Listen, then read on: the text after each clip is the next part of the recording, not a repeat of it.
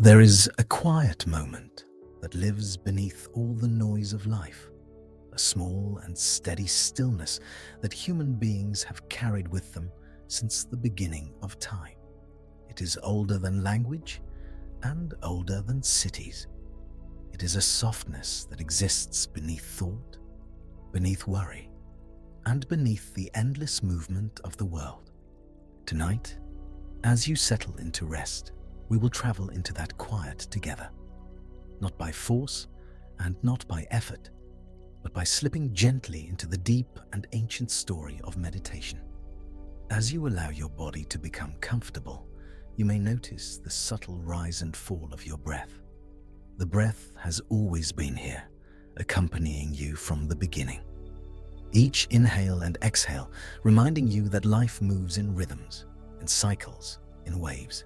And meditation, in many ways, simply asks us to return to these natural rhythms that the body already understands. Meditation is both a science and a philosophy. It is a practice of the brain and the nervous system, and also a journey of meaning. It is studied by neuroscientists who observe changes in brain waves, attention networks, and emotional circuits. And it is honored by philosophers who see in it a path toward understanding ourselves more deeply. Through meditation, people across centuries have explored questions of awareness, purpose, identity, and the nature of consciousness. In this long and gentle story, you will move through the ancient caves, early temples, quiet forests, and modern laboratories. You will learn how the breath can shape the mind, how attention can sharpen and soften, how emotions can settle, and how awareness can expand like a widening horizon. And as we move together, you will gradually feel your own mind beginning to settle, as if following the rhythm of the story into a calm and restorative quiet. This is a journey that echoes with the wisdom of early humans who gazed into firelight, of monks who sat beneath trees, of philosophers who questioned the nature of the self, and of scientists who discovered the remarkable plasticity of the brain. Meditation belongs to all of them, and it belongs to you as well. It is not a distant or mystical skill. It is a familiar homecoming. As you breathe gently, imagine the mind opening like a soft field under a twilight sky. Thoughts drifting like small clouds that come and go. The air feels calm around you. Nothing needs to be solved. Nothing needs to be achieved. This is simply the beginning of a long story about stillness, a story meant to accompany you through the night and into deep rest. And so, let us begin. The ancient quiet. Imagine a world before language had fully formed, before stories were carved into stone or whispered across villages, before anyone had a name for the mind or a word for awareness. The early world was vast and wild, filled with the rhythms of the natural world, wind brushing across tall grasses, the distant call of animals moving through forests, the slow shifting of clouds. And among these ancient landscapes, early human beings lived with a deep sensitivity to their surroundings. They listened carefully. They noticed patterns in nature, in seasons, in the movement of stars. And in this noticing, the foundations of meditation began. Picture an early human sitting at the entrance of a cave as the sun begins to set. The fire glows softly beside them. The air smells of warm earth and smoke.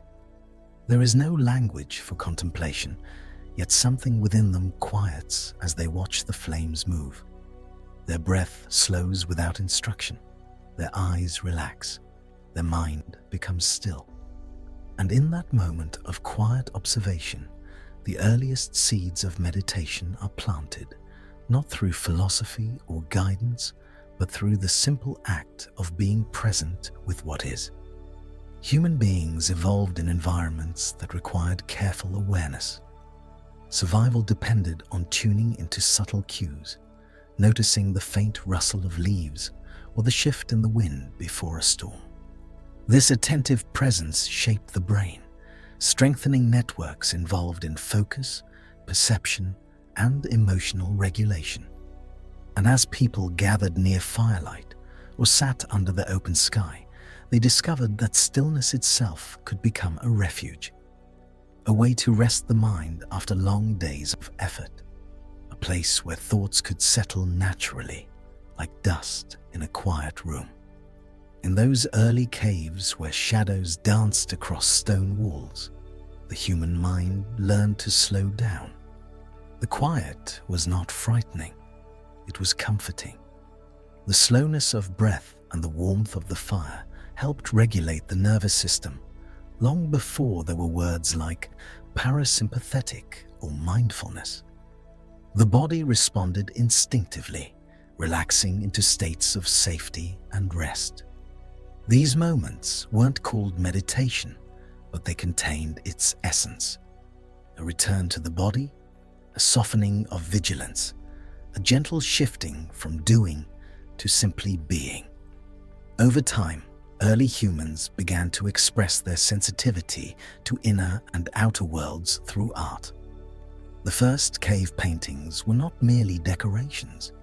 They were expressions of consciousness, shapes, animals, and symbols drawn with reverence. These early artists often worked in silence, focusing deeply on each stroke of pigment. In that deep focus, they entered states we would now call meditative. Their attention narrowed to a single point. Their breathing synchronized with their movements. Their minds settled into the rhythm of the moment. In these slow and deliberate actions, we find another origin of meditation, a merging of intention and awareness, a quiet harmony between mind and movement. Whether crafting tools from stone or painting walls with natural pigments, early humans discovered the calming power of absorbed attention. They did not seek inner peace as an abstract idea. They simply met life with presence, and presence brought calm. Imagine a group of early humans resting beneath a starlit sky. The night is quiet, except for the soft rustling of grass. They look upward, watching the stars shimmer like distant embers. There is no scientific language to describe galaxies or constellations, yet the vastness of the sky evokes awe. A quiet wonder fills their minds. They breathe slowly. They feel connected to something larger than themselves. This feeling of awe, this expansion of awareness, is one of the earliest philosophical roots of meditation, a recognition that stillness can open the mind to greater understanding. Over many generations, humans returned to these quiet moments again and again. The sunrise, the fire, the open sky, the calm after a storm, the hush of the forest at dusk. These repeated encounters with natural stillness shaped inner habits. The nervous system learned to settle. The mind learned to soften. The breath learned to slow. Awareness learned to widen. And slowly, silence became a teacher. Early rituals began to emerge.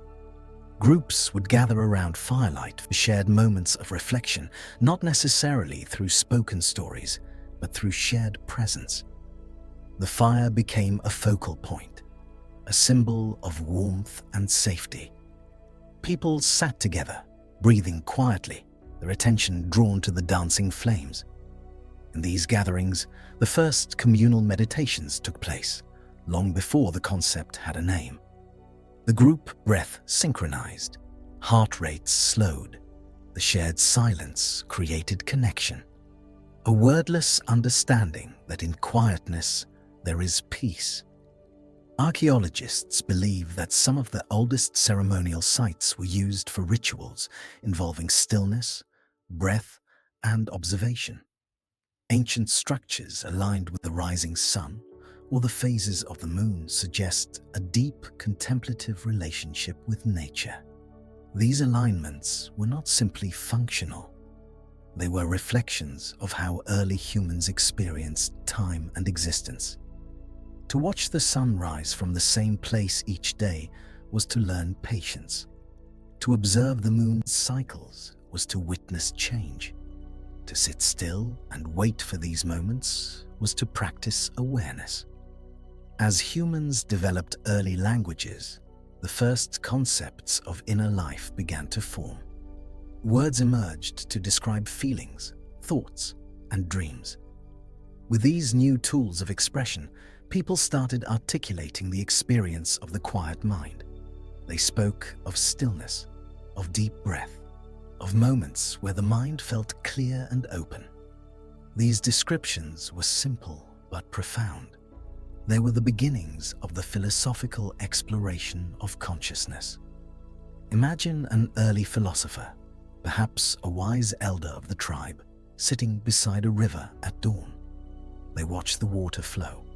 The sound is steady, calming. As they observe the river's movement, they notice their thoughts flowing in a similar way.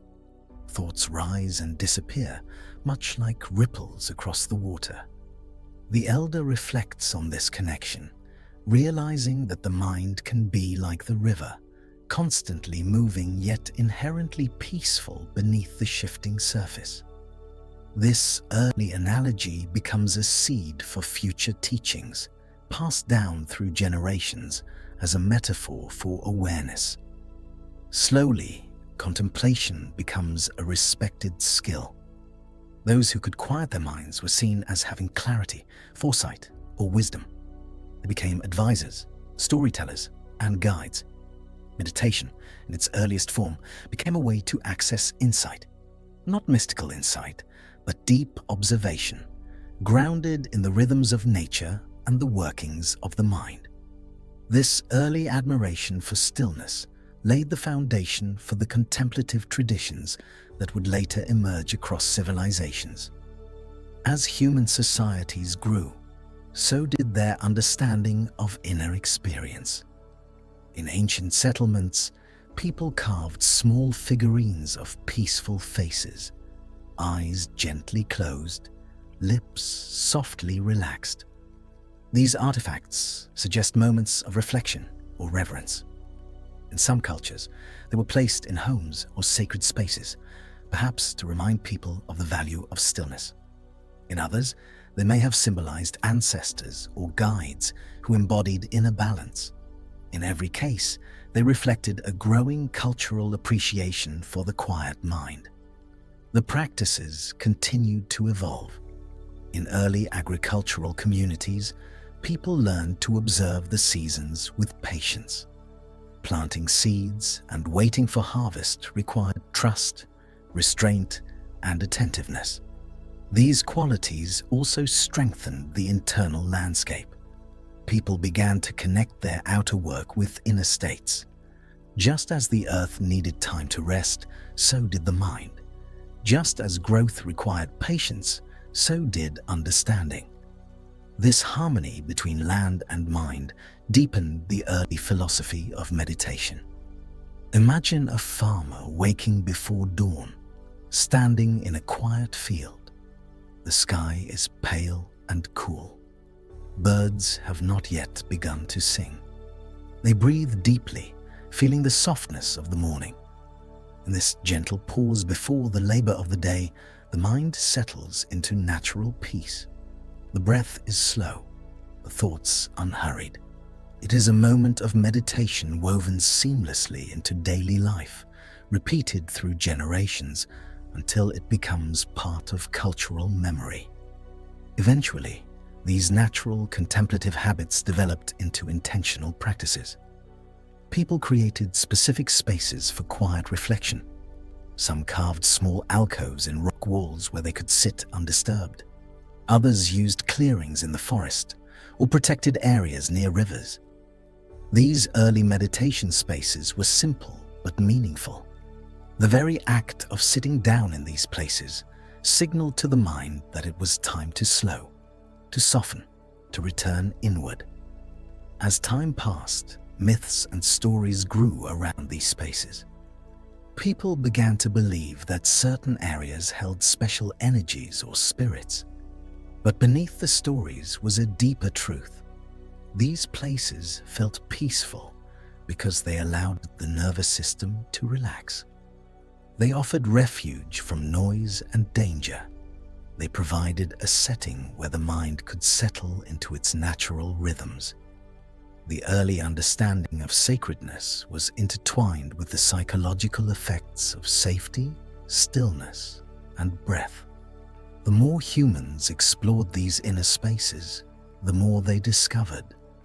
They noticed that in stillness, thoughts became clearer, emotions softened, the mind gained perspective. Moments of insight appeared unexpectedly. People began to trust that the quiet was not empty. It was full of understanding, a kind of internal landscape that revealed itself only when approached gently, with patience and openness. Over thousands of years, these discoveries wove themselves into culture, shaping rituals, philosophy, and spiritual traditions. The early quiet of caves and firelight grew into the meditative practices of ancient civilizations. What began as instinctive stillness slowly transformed into a deliberate exploration of the mind. And yet, the essence remained the same. Meditation was never about escaping the world. It was about being with it more fully. It was about listening to the breath, feeling the body, understanding the mind. It was about finding the quiet that has always been there, waiting beneath the noise. As you breathe softly now, imagine yourself in one of those ancient places, a cave lit by a gentle fire, a clearing under a starlit sky, a river at dawn. Feel the simplicity of the moment, the quiet attention, the gentle awareness. This is the same quiet early humans discovered, the same quiet that lives within you now. You are connected to them through this stillness, through breath, through awareness, through the timeless rhythm of being alive. And as you settle deeper, we continue this journey into the next chapter of meditation's long story: breath and presence. Breath has always been the quiet companion of human life, moving through every moment without demand or hurry. In the earliest days of humanity, breath was not something people thought about, yet it guided them through danger, rest, hunger, warmth, and silence. When the body sensed threat, breath quickened. When safety returned, breath softened again. The nervous system and the breath learned to speak to each other through millions of years of evolution, forming a gentle dialogue that shaped the foundations of meditation long before anyone gave it a name. As villages began to form and people gathered beneath early shelters, it became clear that breathing was more than a background rhythm. It was a bridge between the body and the mind. Imagine an early human resting beside a quiet stream. Their thoughts drift like the surface of the water, and their breathing rises and falls in a natural rhythm. Without effort, their mind begins to slow. Awareness widens. The simplicity of breathing becomes a guide into calmness. This moment is ordinary, yet it contains the heart of meditation. Breathing influences every part of the nervous system. A slow, steady exhale tells the body that there is no danger nearby. The heart rate softens. Muscles release tension. The mind becomes clearer. These shifts happen automatically, long before science discovered the mechanisms behind them. Early humans simply felt it. After a long day of hunting, walking, or gathering, they would sit in the evening light and feel their breath gradually return to its gentle rhythm. This natural settling of the body became a pathway to inner stillness. As ancient cultures grew, they noticed that the breath was not just a physical process. It carried emotion, It carried energy. It carried awareness. A person who breathed quickly was anxious or frightened. A person who breathed deeply was calm. These observations shaped early philosophies about life force and inner vitality. In many cultures, breath was seen as something sacred, something that connected the individual to the world. The word for breath often became the word for spirit, life, or soul. People began to explore breath intentionally. In early temples and quiet forest clearings, they sat with closed eyes, simply feeling the air move through their bodies. They discovered that the mind followed the breath, and that by calming the breath, they could calm the mind. They noticed that long inhales brought energy and alertness, while long exhales brought rest and tranquility. This understanding gave rise to practices that would become central to meditation across the world. Imagine a group of early practitioners gathered under the shade of a large tree. The wind moves softly through the leaves, and the air is warm with the scent of earth. They sit in silence, listening to the rhythm of their own breathing. At first, thoughts rise and fall in quick succession, like birds scattering in the branches. But gradually, the attention begins to settle. The inhale flows smoothly. The exhale releases tension. With each breath, the mind grows quieter, like a pool of water becoming still. Breathing also shaped emotional balance. When fear arose, the breath tightened. When joy appeared, the breath expanded. When sadness touched the heart, the breath grew heavy. These emotional rhythms taught early humans that the body and mind were deeply connected. They learned to recognize emotional storms by the shape of their breathing. Over time, they realized that by softening the breath, they could soften the emotion. Breath became a tool for navigating the landscape of feelings. In many ancient cultures, breath practices were passed down through families and communities. Children learned to breathe deeply before sleeping. Adults used breath to prepare for difficult work or challenging conversations. Elders taught younger generations how to steady their breath during illness or grief. Breathing united generations, turning meditation into a shared human tradition. Through breath, people found clarity in moments of confusion and comfort in moments of pain. Breath also guided philosophical thought. Early thinkers observed that the breath was the only bodily function that could be both automatic and deliberate. The heart beats on its own. Digestion unfolds without attention, but breathing can be controlled or released at will. This unique quality suggested that breath was a meeting point between the conscious and unconscious mind, a doorway between instinct and intention, a bridge between the physical world and the world of awareness. As civilizations developed more complex spiritual traditions, breath became a central element of ritual life. In India, practitioners used breath to explore inner awareness. In China, breath was seen as a flow of vital energy, harmonizing body and spirit. In Greece, breath was connected to the movement of reason and the cultivation of inner clarity. Across continents, people discovered that breath held the power to steady the mind, open the heart, and connect the self to something larger. Picture a quiet temple at dawn. The stone floor is cool beneath the feet. Light filters softly through an opening in the ceiling. A group of practitioners sits in a circle, their eyes half closed, their breathing synchronized like a gentle tide. In the silence, there is a sense of unity. Each person feels the breath moving through them, yet the rhythm belongs to the entire group. It is a reminder that all living beings share the same air, the same life force, the same quiet pulse of existence. Modern science would one day discover that slow breathing regulates the vagus nerve, influencing heart rate, digestion, and emotional well-being. It would uncover how breath affects brain waves, attention networks, and memory systems. But long before these discoveries, people knew the truth through experience.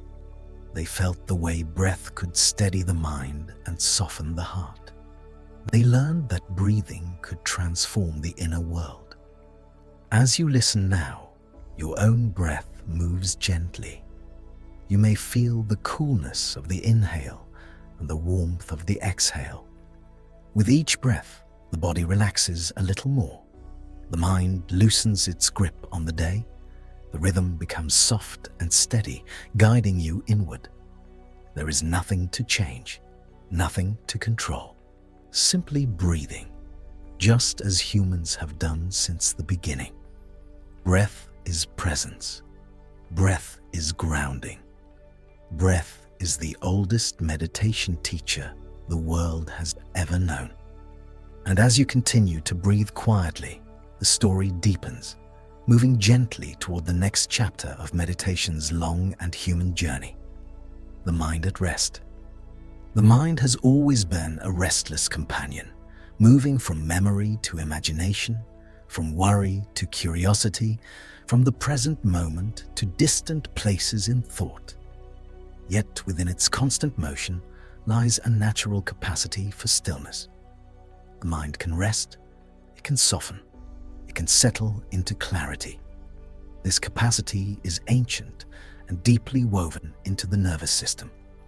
Long before science could measure brain waves or observe neural networks, humans sensed that the mind had different states, different qualities, different textures. Some states were turbulent, others were calm, and meditation emerged as a way to enter the quiet states intentionally. Imagine the early human mind, shaped by survival, yet capable of reflection. In moments of danger, attention sharpened, thoughts focused quickly. The brain moved into a state of alertness. But in moments of safety, near firelight or beneath quiet trees, the mind entered a softer space. Thoughts drifted like clouds. Awareness widened. This natural shift from vigilance to ease created the foundation for the meditative mind. A mind that could rest while remaining awake. A mind that could be still without falling asleep.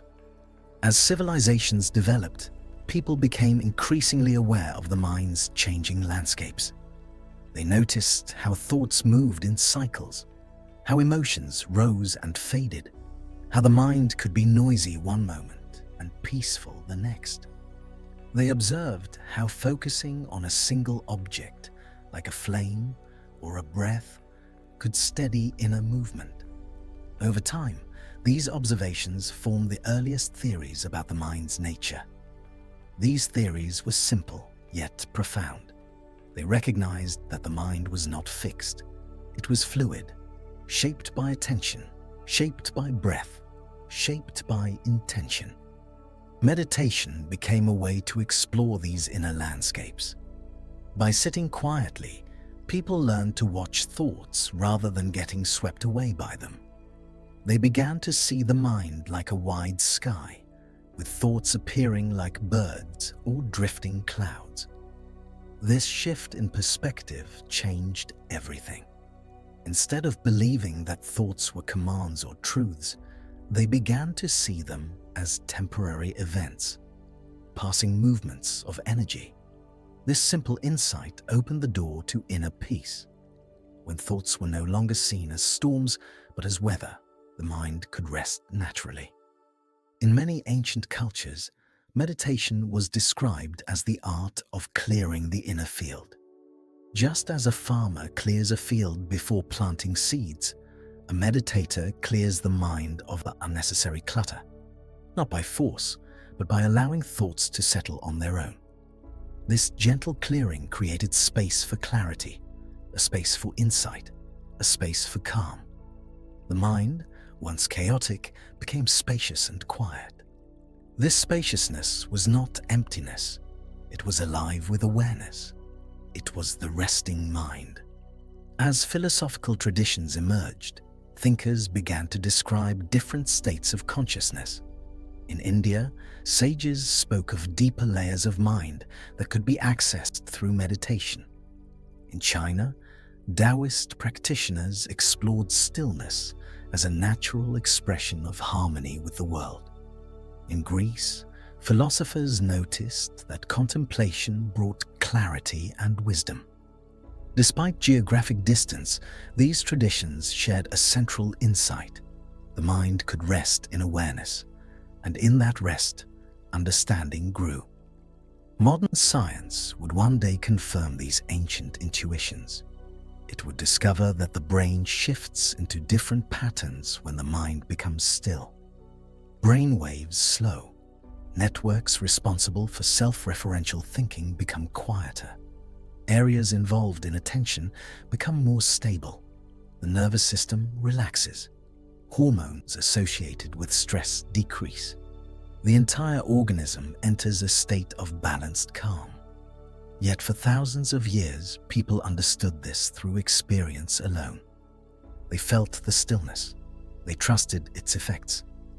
Imagine a quiet room in an ancient temple. The floor is stone, cool and smooth. A single lamp glows softly. A meditator sits with legs folded, eyes lowered. At first, the mind is filled with movement. Thoughts rise like sparks from a fire. They drift. They return. But the meditator does not resist them. They let them come. They let them go. Slowly, like a lake settling after a gust of wind, the surface of the mind becomes still. The breathing softens. The heart relaxes. Awareness becomes wide and clear. In this clarity, the meditator experiences the mind at rest. The resting mind is not passive. It is attentive, open, and receptive. It notices without grasping.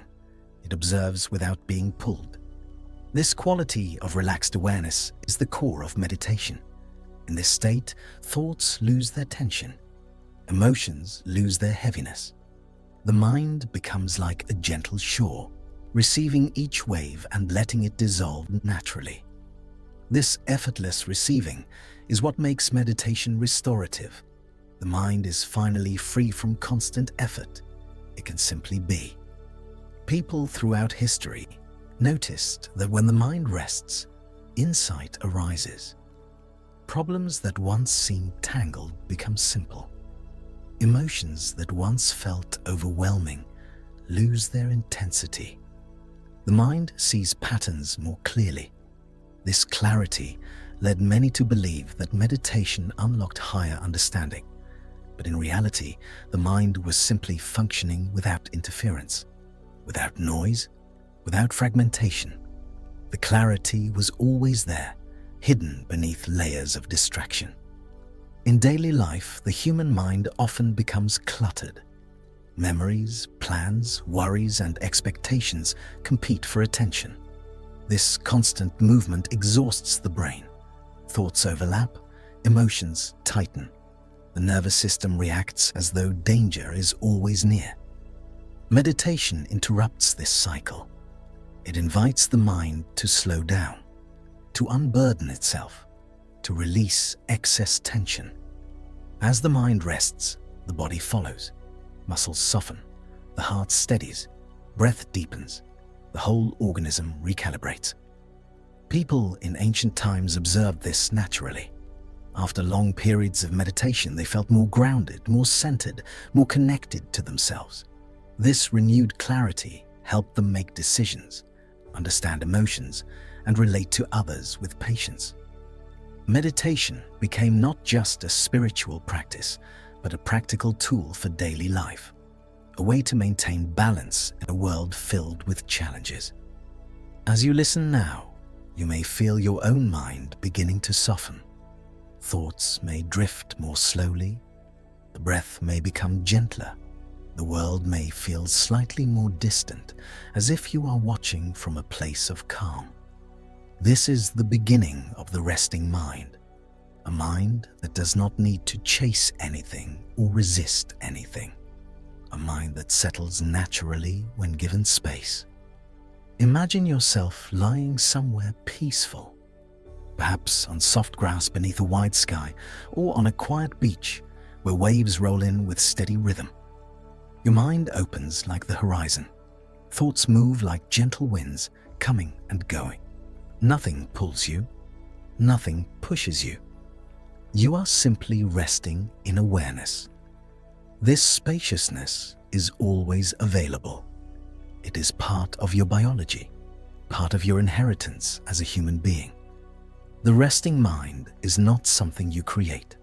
It is something you uncover, something that appears when you allow the noise to fade.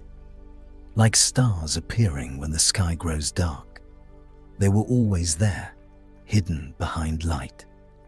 Meditation is simply the dimming of mental brightness so that deeper clarity can appear.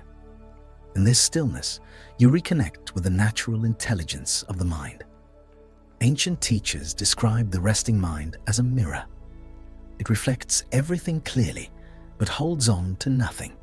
Thoughts appear, images arise, emotions surface, but the mirror remains undisturbed. It sees without becoming. This metaphor, simple but profound, became central to meditation traditions across the world. And today, neuroscience confirms it. When the mind rests in observation, neural activity shifts into balanced harmony. The brain becomes more efficient, more integrated, more flexible. Breath continues to guide this process. With each gentle inhale, awareness expands. With each exhale, tension releases. The nervous system settles. The heart becomes steady. The body and mind enter resonance. This synchronized calm makes deep rest possible. Rest not just for the body, but for the mind that carries so much each day. For ancient meditators, this rest was a source of insight into the nature of the self. They noticed that the mind at rest was spacious, open, and free from personal stories. Without identifying with thoughts, they felt lighter. They sensed a deeper layer of consciousness beneath the surface. Some called it the soul. Some called it the true self.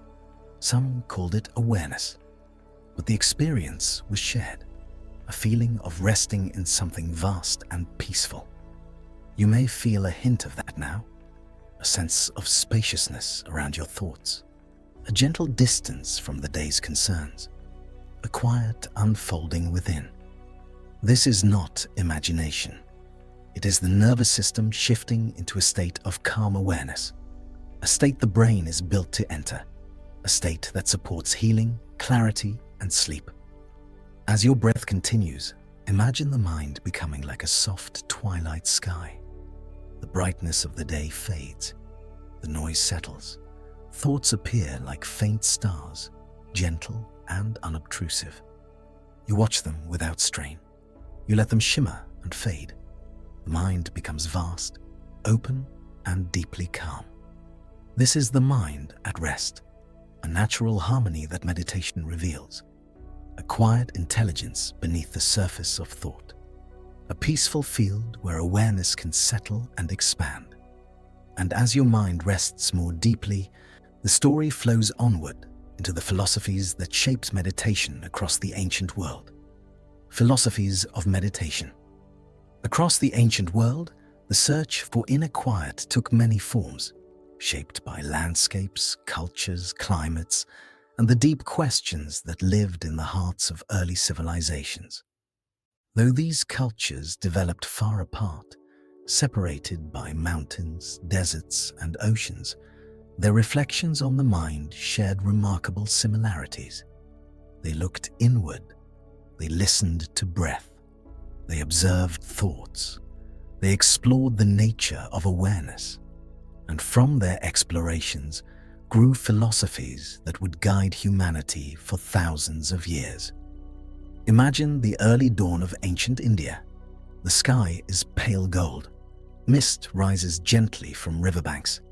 Villages awakened slowly, with the soft sound of footsteps on dirt and the crackle of small fires being lit for morning meals. Amid the ordinary rhythms of daily life, small groups of seekers gather beneath trees or sit near still waters. These early sages, called rishis, felt a pull toward quiet reflection. They listened to the rhythm of their breath. They observed the movements of their minds. In their silence, they sensed a presence within themselves, something deeper than thoughts, deeper than emotion, deeper than identity. This presence became the foundation of what would later be known as yogic philosophy. The early sages believed that every human being carried within them a spark of something infinite, something spacious and unchanging. They called it Atman, the inner self. Meditation became a way to turn inward, to explore this inner landscape. To sit quietly was to touch something profound, something that could not be described with words, but could be felt in the stillness between breaths. These early teachings were preserved through oral tradition, passed down from teacher to student in quiet forest clearings. They spoke of the mind as a restless monkey, jumping from thought to thought, unable to stay still. Meditation, they taught, was the process of calming the monkey mind, not by force, but by steady attention. Breath became the anchor, sensation became the guide, awareness became the light that illuminated the inner world. Over time, these reflections became formalized into what we now call the Upanishads, ancient philosophical texts that explored the nature of consciousness. They described meditation as the journey from the surface of the mind into the depths of awareness. The surface was filled with thoughts, desires, fears, and memories. But beneath this surface lay a vast stillness, like the deep waters of a silent lake. The sages believed that in this stillness, one could discover the unity of all existence. They spoke of Brahman, the ultimate reality, and taught that the inner self was not separate from this vastness. Meditation was the path to realizing this truth. Imagine a student sitting beside their teacher under the shade of a large banyan tree. The teacher speaks softly about the nature of the mind, the flow of thought, the spaciousness of awareness. The student sits quietly, breathing slowly, absorbing the wisdom not just through words, but through experience. This gentle exchange continues for generations, shaping entire lineages of meditative practice. The simplicity of sitting, breathing, and noticing becomes a profound tool for understanding existence. Far to the east, in the mountains and forests of ancient China, another meditative philosophy was taking shape. Taoist sages wandered through lush valleys, observing the natural world with deep reverence. They noticed how rivers flowed effortlessly, how trees stood tall without striving, how seasons changed in gentle cycles. They believed that nature revealed the principles of harmony, balance, and simplicity. These principles became the foundation of Taoist meditation. Taoist practitioners sought to harmonize their inner world with the rhythms of nature. They breathed slowly, imagining the breath flowing like water through the body. They felt the rise and fall of their chest as a reflection of the rise and fall of waves. They sensed the stillness within them as a mirror of the stillness of mountains. For Taoist philosophers, meditation was not a separate activity, but a natural expression of living in harmony with life. Stillness was not an escape. It was a return to the original essence of being. They described the mind as a pool of water. When the water was agitated, it became cloudy. But when the water was still, it reflected the world clearly. The same was true for the mind. When thoughts were turbulent, perception was distorted.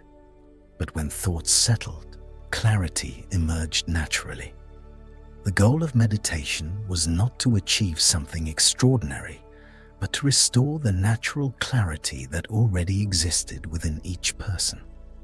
Taoist practitioners developed unique forms of meditation centered on breath, movement, and observation. They practiced qi breathing, focusing on the flow of life energy through the body. They used gentle movements like qigong to harmonize the breath with the body.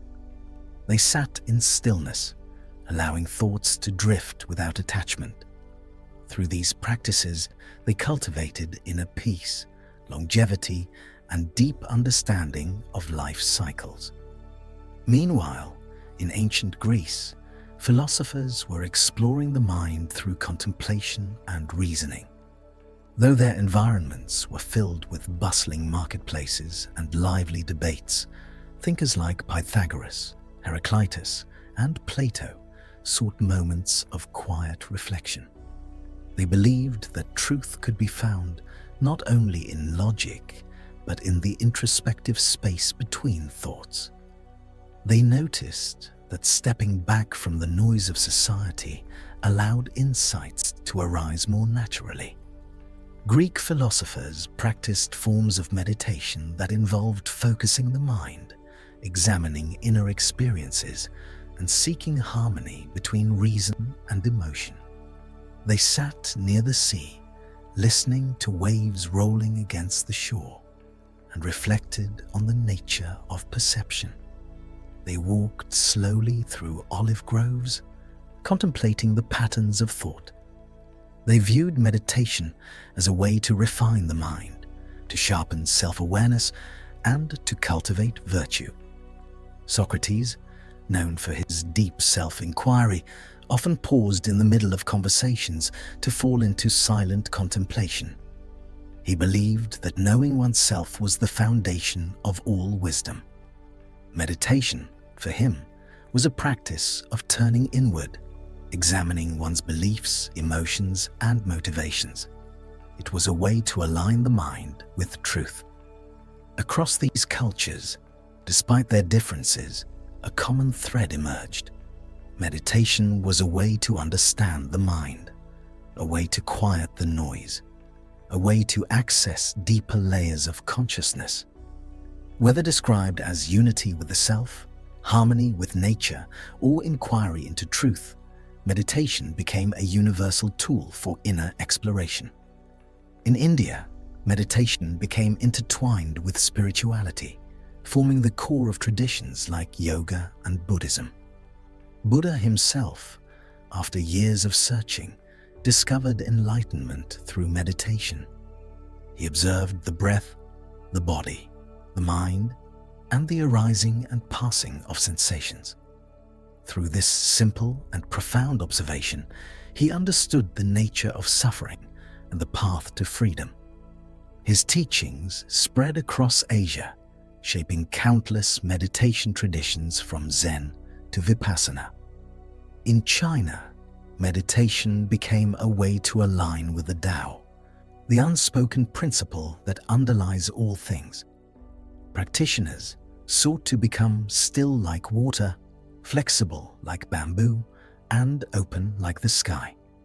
They discovered that the quieter the mind became, the more deeply they could feel the flow of life within and around them. In Greece, contemplation became a way to understand the self and the universe. Philosophers viewed meditation as a training of the mind, a cultivation of inner clarity that supported ethical living. They saw stillness not as withdrawal, but as refinement, a sharpening of inner vision. Though these traditions developed independently, they shared a profound insight. The mind becomes clear through stillness. The breath steadies the mind. Observation reveals truth. Awareness expands when distraction fades. Imagine standing in each of these ancient worlds. In India, you sit near a quiet river as saffron-robed monks walk slowly across the stone path. The air is warm. Bells ring softly in the distance. You breathe deeply, absorbing the wisdom of millennia. In China, you walk through a mist-covered mountain path. Pine trees rise above you, their branches swaying gently in the wind. A Taoist sage sits nearby, eyes closed, hands resting on knees, breathing with the rhythm of nature itself.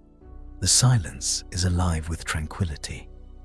In Greece, you stand on a hillside overlooking the blue sea. The sunlight reflects off the water. A philosopher sits on a stone bench, eyes half closed, contemplating the patterns of thought and the meaning of the self. The world feels spacious, full of possibility. Across these landscapes, the same silence lives, the same breath moves, the same awareness unfolds. Meditation becomes a universal human inheritance, shaped by culture but rooted in biology. It is a response to the restless mind, a path toward inner harmony. As these philosophies grew, they influenced art, literature, medicine, and daily life. They shaped temples, rituals, and practices that lasted for centuries. But most importantly, they shaped the human understanding of consciousness.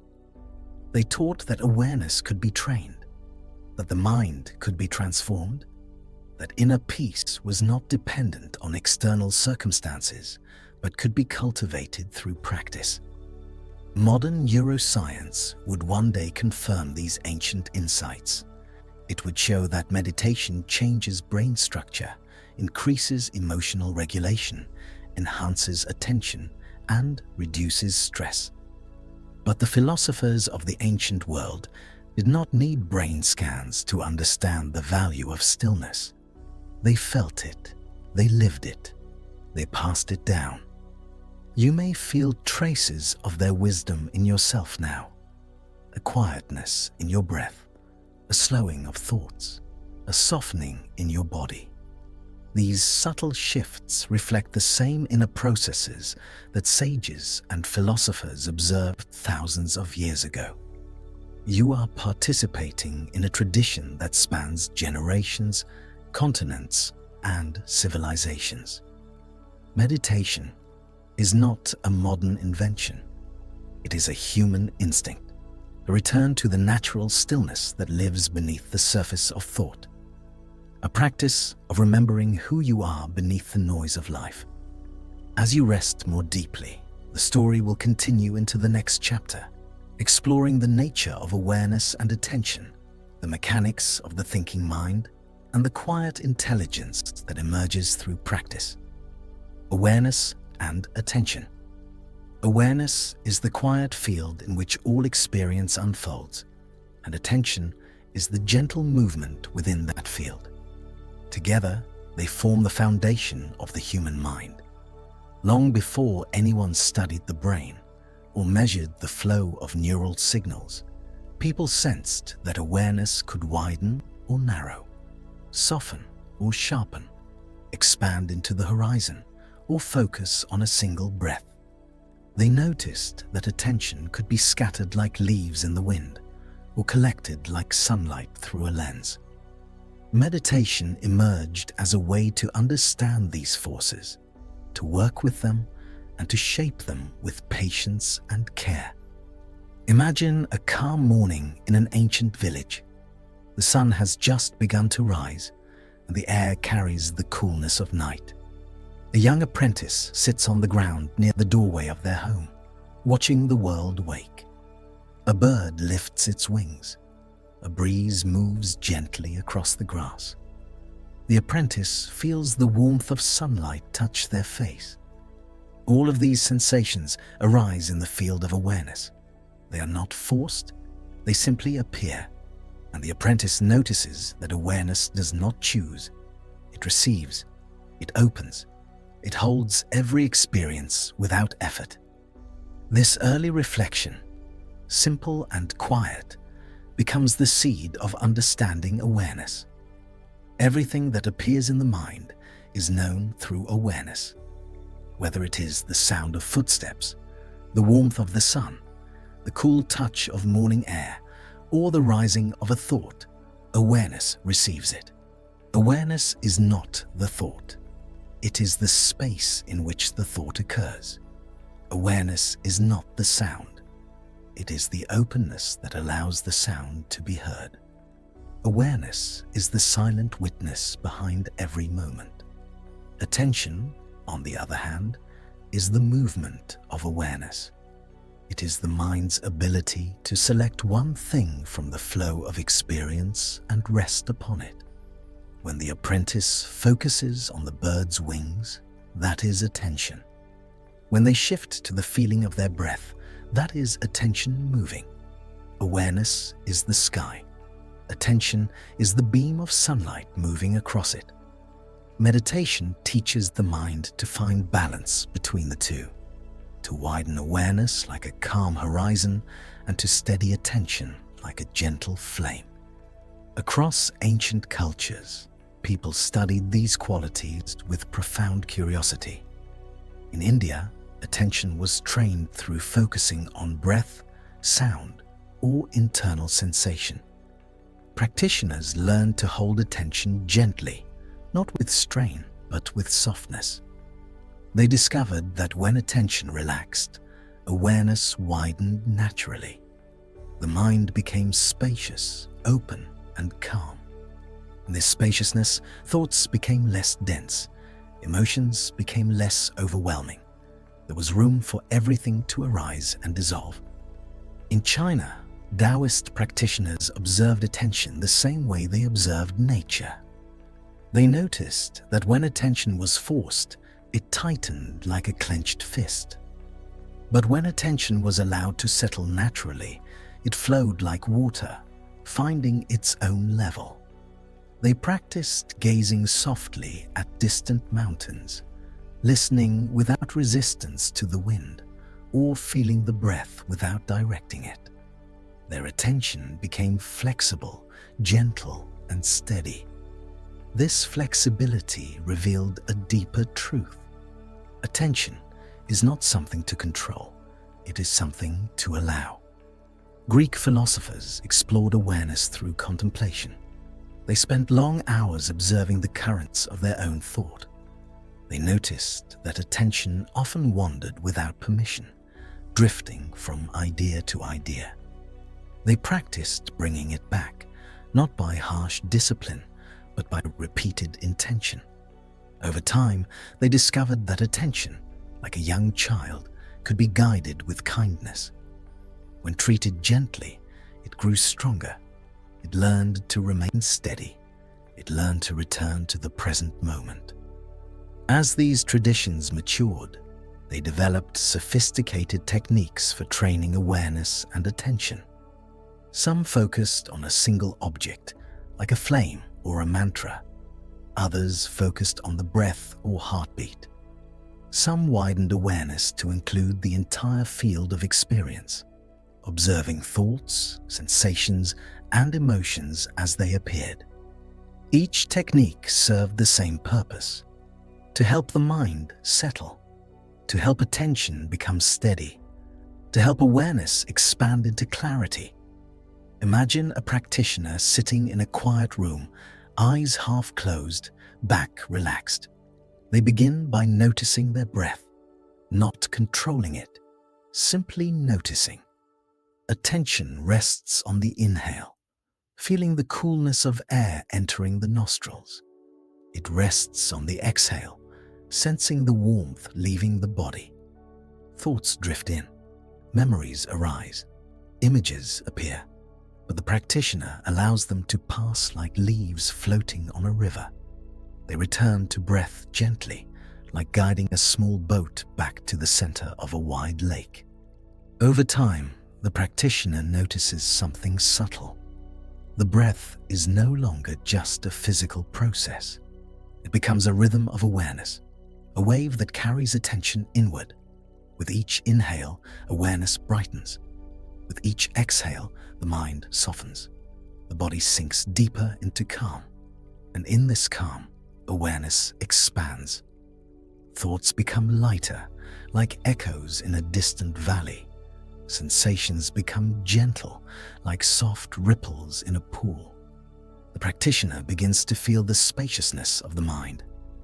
This spaciousness is the natural state of awareness. It is not something created, it is uncovered.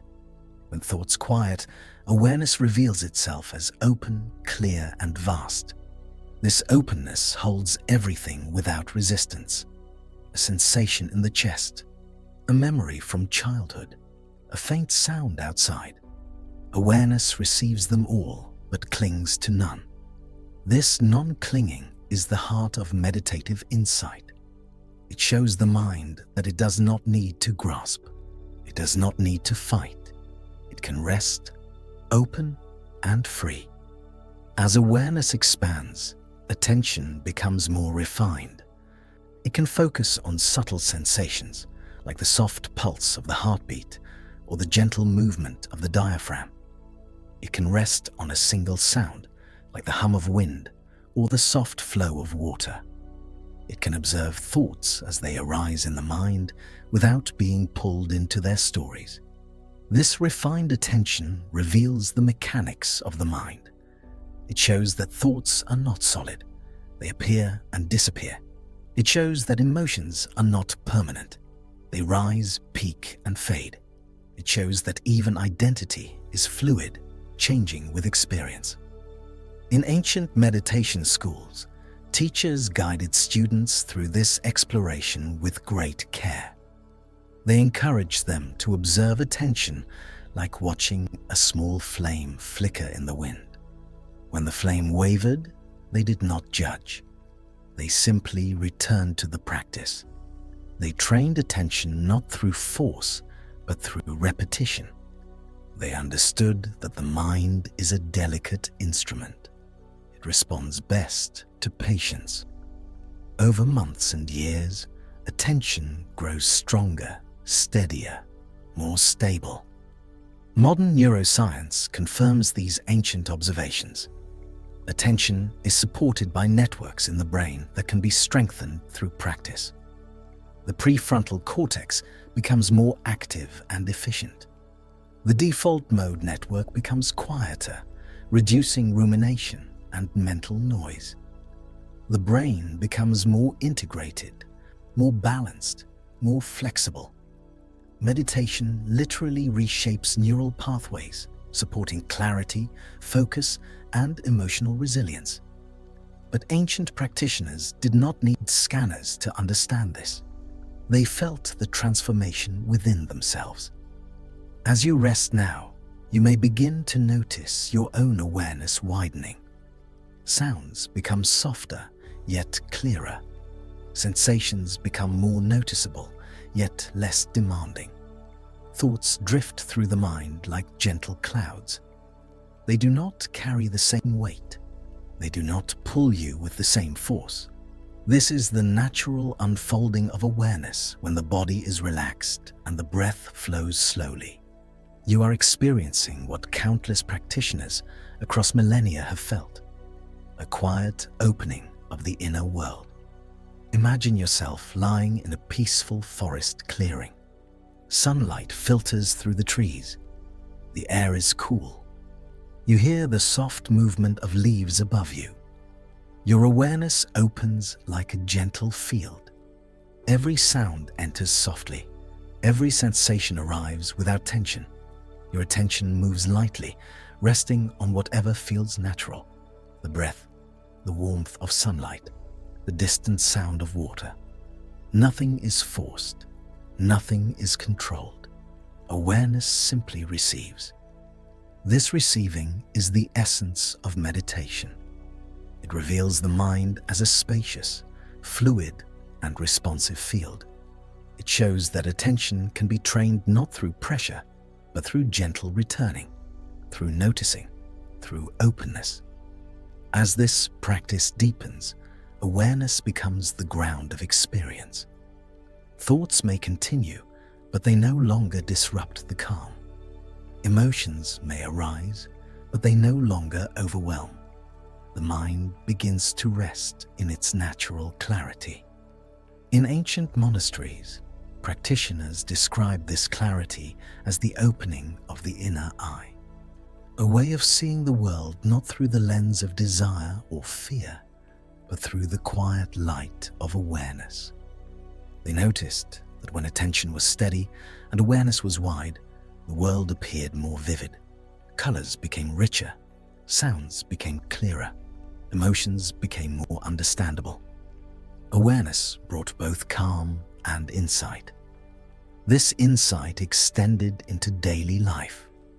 A person trained in awareness walked through the world differently. They listened more deeply, they spoke more carefully, they understood their own emotions with greater kindness. They noticed the sensations of their body with greater sensitivity. They moved with presence. They became more connected to themselves and to others. Awareness and attention shape the way we experience everything. They determine whether we rush through life or meet each moment fully. When awareness is narrow and attention scattered, life feels chaotic. When awareness is wide and attention steady, life feels spacious and manageable. This transformation does not come from changing the external world. It comes from changing the way the mind meets experience. As you continue to rest, your own awareness may feel like a gentle ocean, wide and calm. Thoughts drift across the surface like small waves. Sensations rise like tides. Emotions move like currents. Yet beneath the surface, the deeper waters remain still. This stillness is always there. Meditation helps you touch it, helps you rest within it, helps you trust it. Awareness is not something you must create. It is your natural state. Attention is not something you must control. It is something you can guide gently. Meditation brings them into harmony. When awareness is spacious and attention is steady, the mind becomes clear, calm, and deeply awake. As this clarity grows, the story continues into the next chapter, exploring how meditation softens the emotional world, bringing balance, resilience, and inner calm. Emotion and calm. Human emotions have always been powerful forces, shaping decisions, relationships, memories, and the rhythms of daily life. They rise like waves, sometimes gentle, sometimes overwhelming, and they move through the body with unmistakable presence. Long before modern science described the amygdala, the prefrontal cortex, or the chemistry of stress, people felt emotions as currents of energy. Fear tightening the chest, joy expanding the breath, sadness softening the eyes, anger heating the body. Emotions were understood through sensation, through breath, through the quiet landscapes of the inner world. Meditation emerged as one of the first ways human beings learned to navigate these emotional currents.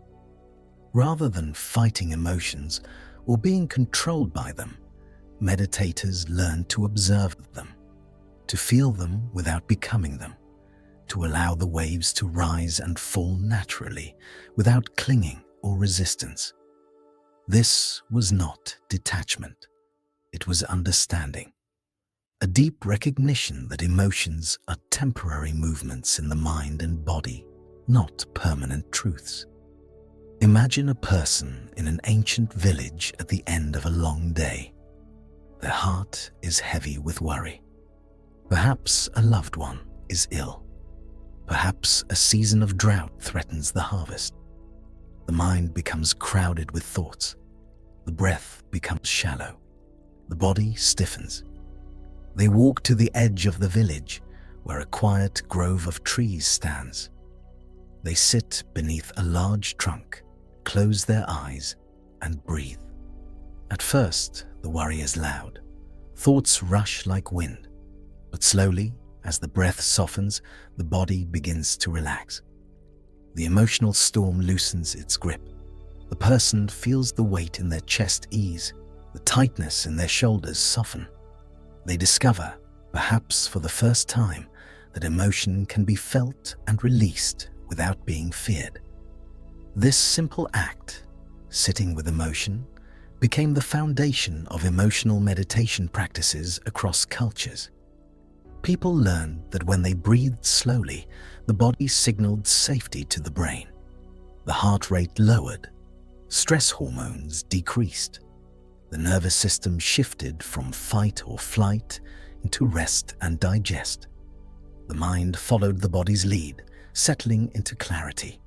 Emotions became less like storms and more like gentle weather patterns, shifting naturally with time. Meditators in ancient India described emotions as patterns of energy. They believed that emotions, like thoughts, were not fixed parts of the self, but temporary visitors. They taught that by observing emotions, one could understand their nature. Sadness was like a rain cloud, anger was like fire, joy was like sunlight, fear was like wind. Each had its place, each had its movement, each could be met with awareness rather than resistance. They believed that awareness brought wisdom, and wisdom brought peace. In China, Taoist practitioners saw emotions as imbalances in the flow of qi, the body's vital energy. They believed that emotions were neither good nor bad, but needed to flow freely. When emotions were suppressed, the energy stagnated. When emotions were indulged without awareness, the energy became chaotic. Meditation restored balance, allowing emotions to move like water through a river. Taoist texts describe the ideal emotional state as a quiet lake, reflective and undisturbed, holding the world in clear reflection. In ancient Buddhist traditions, practitioners explored emotions with remarkable depth. They noticed that emotions often appeared as sensations in the body before becoming stories in the mind. Fear might begin as a tightening in the throat, anger as heat in the face, sadness as a heaviness in the chest, joy as warmth in the belly. By observing these sensations closely, meditators learned that emotions were not solid. They were collections of sensations that rose, peaked, and faded. This understanding allowed them to meet emotions with compassion rather than judgment. Imagine a monk sitting beneath a quiet tree. A memory arises, stirring regret. The monk feels a heavy sensation in the chest. Instead of pushing it away, they observe it gently. They breathe with it. They allow it to soften. Over time, the sensation unravels. It moves, shifts, and dissolves. The monk does not suppress the emotion. They hold it with awareness, like holding water in cupped hands. This tender attention transforms the emotion into understanding. Modern neuroscience would one day explain why this works. The amygdala, the emotional processing center of the brain, becomes less reactive through meditation. The prefrontal cortex, responsible for regulation and perspective, becomes stronger. The insula, which helps us feel bodily sensations, becomes more sensitive. Emotional awareness increases. Emotional reactivity decreases.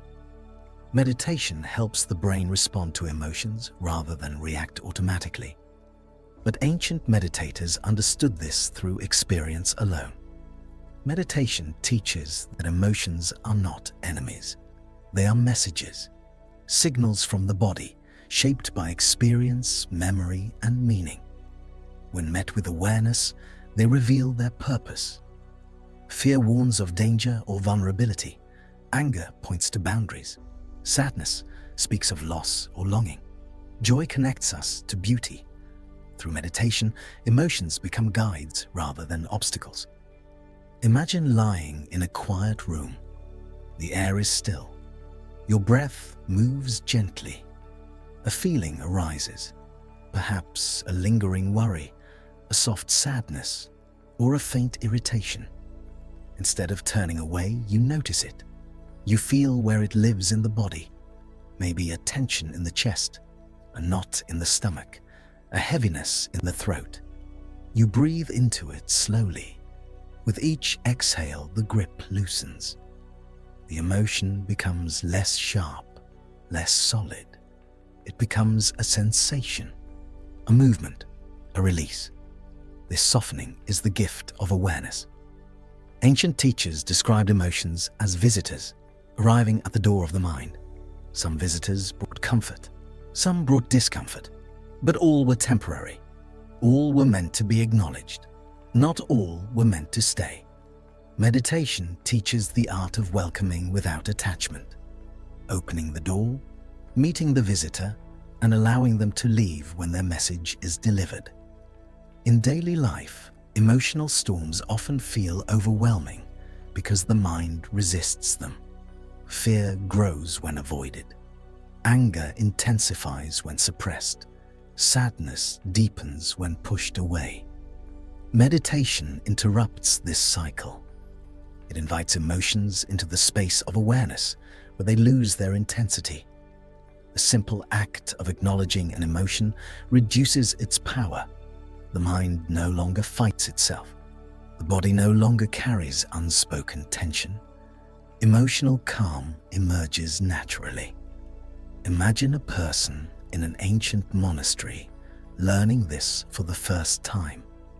They sit in silence, feeling a swirl of emotions from earlier in the day. At first, they feel overwhelmed. Their thoughts try to interpret the emotion, build stories around it, make predictions or judgments. But their teacher encourages them to return to sensation. Not the story, not the memory, not the fear, just the sensation. As they sit with this guidance, the emotion changes. It becomes softer, less sharp. It begins to dissolve. The student realizes that emotion is a wave, not a prison. This experience repeats across cultures and centuries. People learn that the mind can observe its own storms. The breath can soften them. Awareness can transform them. Emotional calm is not the absence of feeling. It is the ability to feel without drowning. Meditation, over time, develops emotional literacy. Practitioners begin to recognize patterns, the quick slice of anxiety, the slow pull of sadness, the rising heat of anger, the flutter of joy. Each emotion has its signature. Meditation invites people to feel these signatures with curiosity rather than fear. Curiosity opens space. Fear closes it. Curiosity allows the emotion to breathe. Fear suffocates it. Through curiosity, emotional patterns become clearer, more understandable, more manageable. Imagine walking through a forest. The trees are tall. The light is soft. You hear the sound of leaves moving gently overhead. As you walk, emotions rise like small birds taking flight. One moment, you feel peace. The next, you remember something painful. Then a feeling of gratitude moves through you. Emotions come and go like forest sounds. None of them need to be held tightly. None need to be pushed away. They simply move through the wide field of awareness. This is emotional calm, a mind spacious enough to hold every feeling without losing its center. Ancient meditation masters taught that emotional calm is not the same as emotional suppression. Suppression hides emotions in the body where they accumulate as tension or stress. Calm allows emotions to flow and resolve naturally. Suppression builds pressure. Calm releases it. Suppression is the closing of the fist. Calm is the opening of the hand. Emotion and calm are not opposites. They are partners. Calm is the container. Emotion is the movement inside it. When the container is fragile, the movement breaks it. When the container is strong, it holds the movement with ease. Meditation strengthens the container. It expands awareness. It steadies attention. It makes room for the full spectrum of human feeling. As you lie here listening, your own emotions may move gently. Perhaps a thought arises that brings warmth. Perhaps another brings tension. Notice how the body reacts. Notice how awareness receives each emotion without needing to change anything. The breath moves softly through the chest. Calm expands. Emotion shifts. With each inhale, the body opens. With each exhale, the mind releases. This is the unfolding of emotional calm, a soft landing place for every feeling, a space where the heart can rest. As ancient teachers knew, and as modern science confirms, meditation is not just a practice of the mind, it is a practice of the heart. And as emotion settles into calm, we continue deeper into the next chapter, where the inner observer reveals itself and consciousness begins to expand into its quiet depths. The inner observer. There is a quiet part of the mind that watches every moment of your life unfold. It watches thoughts rise and fall. It notices emotions swell and fade. It observes sensations in the body, the warmth of breath, the weight of the limbs, the shifting of light behind closed eyes. This part of the mind does not judge or argue. It does not cling or resist. It simply sees. It knows. It is the silent witness within you, the inner observer.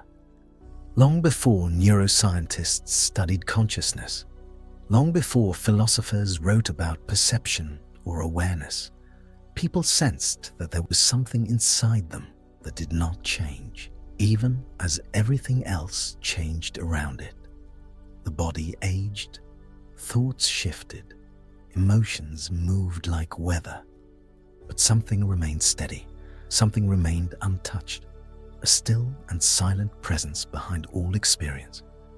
Meditation became the doorway to this presence. Imagine a person thousands of years ago sitting beside a river. The water flows gently, carrying leaves and reflections downstream. The person watches the movement of the river with quiet interest. After a while, they realize their mind works in the same way. Thoughts pass through the mind like leaves on the water. Emotions ripple like waves. Memories float like drifting reflections. Yet something in them remains still. Something watches the flow without being carried away. This is their first glimpse of the inner observer. Ancient meditators understood this presence intimately. In India, they called it the witness consciousness, the part of the mind that sees without becoming. It was said to be the deepest self, the true self, the self that did not age or suffer, the self that was always present, steady and vast. Meditation was a journey inward to discover this witness, to rest in its quiet clarity. Practitioners sat beneath trees or in caves, breathing slowly, observing thoughts without attachment. As thoughts rose and fell, they began to sense the observer behind them, a silent, open awareness that held everything gently. In China, Taoist practitioners described a similar awareness. They spoke of the spirit of stillness, the part of the mind that remained calm even when life was chaotic. They believed that by resting in this inner stillness, one could move through the world with grace, clarity, and balance. They described the observer as the unmoving center of a spinning wheel. The outer world turned with noise and speed, but the center remained perfectly still. Meditation helped people return to this center, to the quiet presence that watched without effort. In Buddhist traditions, the observer was explored with remarkable precision. Practitioners noticed that every experience, thoughts, sensations, emotions, appeared in awareness and disappeared in awareness. Nothing stayed. Nothing was solid. But the awareness itself, the clarity that saw these experiences, remained constant. They called this awareness sati, or mindfulness. It was the clear knowing of the present moment. The observer did not cling to anything, And because of that, it brought profound freedom. It allowed people to feel emotions without being consumed by them, to notice thoughts without believing every story, to experience life with openness. Imagine a monk practicing in a quiet forest. They sit with eyes half open, feeling the cool air around them. Thoughts appear like distant echoes. Images rise and fade. The monk watches without judgment, without effort. In this watching, they feel a profound shift. They are no longer inside the thought. They are watching the thought. They are no longer trapped in the emotion. They are observing the emotion. This shift creates a spaciousness within the mind, a deep calm that comes from recognizing that thoughts and emotions are events, not identity. Greek philosophers also touched this understanding. They spoke of the rational soul, the part of the mind that could step back, observe, and choose. They noticed that in moments of clarity, one could see thoughts from a distance. This distance brought wisdom. It allowed people to act with intention rather than impulse. The ability to observe experience was seen as the foundation of ethical life. Without awareness, a person reacted blindly. With awareness, they responded wisely. Modern neuroscience would one day describe this inner observer in terms of neural networks, regions of the brain responsible for metacognition, self-awareness, and perspective. It would explain how meditation strengthens these networks, allowing people to notice their mental processes more clearly. But the experiential truth was known long before science measured it. The observer was felt, lived, understood through practice. You may feel it now, gently, a quiet place behind your thoughts, a soft space within you that listens without reaction. When a thought appears, there is something that knows the thought is there. When the breath moves, there is something that senses the movement. When the body relaxes, there is something that feels the relaxation. This something is not a thought or emotion. It is the awareness behind them. It is the inner observer. Meditation allows this observer to come forward. The more you sit with awareness, the more you notice this presence. At first, it appears in glimpses, a moment of clarity during a deep breath, a sudden sense of distance from an emotional wave, a peaceful pause between thoughts. But over time, the observer becomes steady, like a lantern glowing gently in the mind. It illuminates everything without strain. In ancient monasteries, teachers encouraged students to trust this observer. They taught that it was the most peaceful part of the mind, the place where wisdom lived. They instructed students to rest in this awareness the way one would rest in a warm shelter during a storm. When emotions surged, return to the observer. When thoughts tangled, return to the observer. When the world felt overwhelming, return to the observer. It was the home of calm. Imagine walking through a busy marketplace in an ancient city. The noise is loud. People move quickly. Voices rise and fall. Yet inside you, there is a quiet presence watching it all. The observer does not get pulled into the chaos. It simply sees.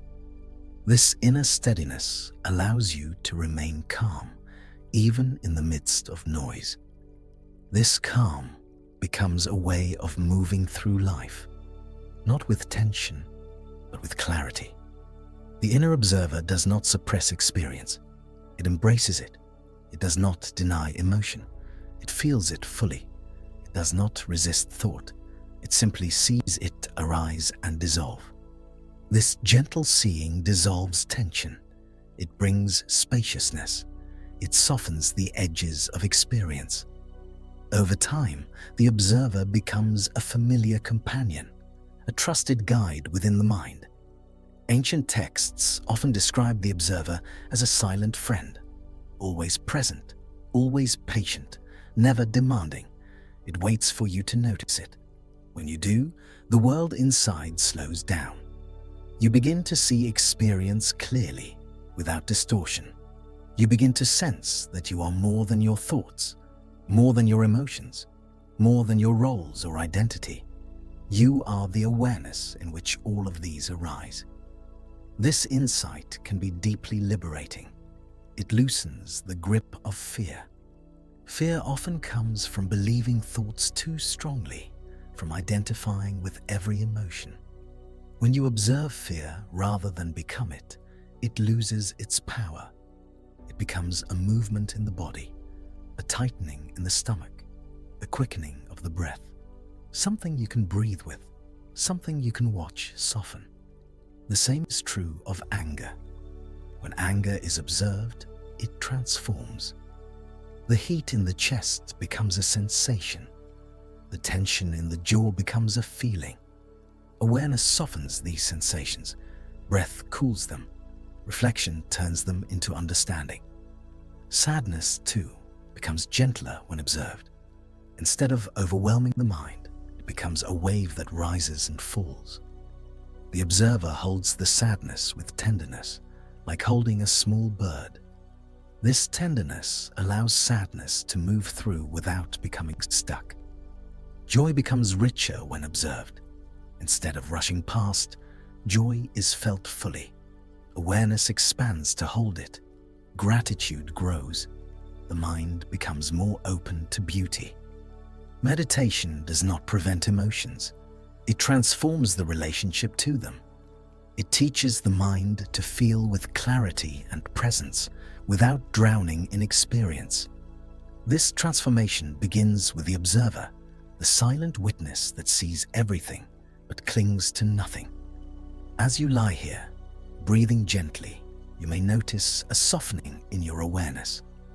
Perhaps thoughts float by like leaves on calm water. Perhaps an emotion stirs faintly, then fades. Perhaps the body feels heavy, relaxed, open, and beneath all of this, there is something watching, something steady, something calm. That is the inner observer, a presence that has been with you since childhood, a presence that has seen every moment of your life, a presence that remains untouched by the noise of thought. It is not distant from you. It is you, the quiet, spacious, aware dimension of your mind. Meditation helps you return to this presence, again and again, gently, patiently, with breath, with awareness, with stillness.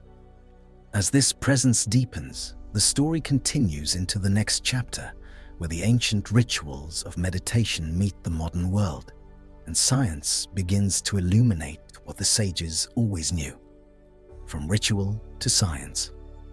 Meditation began as a quiet ritual, a person sitting beneath a tree, a monk walking slowly through a forest, a healer guiding breath with gentle hands, a seeker watching a flame flicker in a silent room. These rituals were simple, yet they carried profound meaning. They helped people feel the rhythm of breath, the shape of thought, the movement of emotion, and the spaciousness of awareness. Over centuries, these rituals grew into traditions, and these traditions became the foundations of contemplative cultures around the world. But as time moved forward, and as human curiosity deepened, meditation slowly crossed the threshold from ritual into science. Imagine an ancient gathering place, stone walls warmed by sunlight, the scent of incense drifting gently in the air. In one corner, a small group of practitioners sits in silence, breathing softly. Their teacher guides them with calm gestures, reminding them to return to their breath, to notice their bodies, to soften their minds.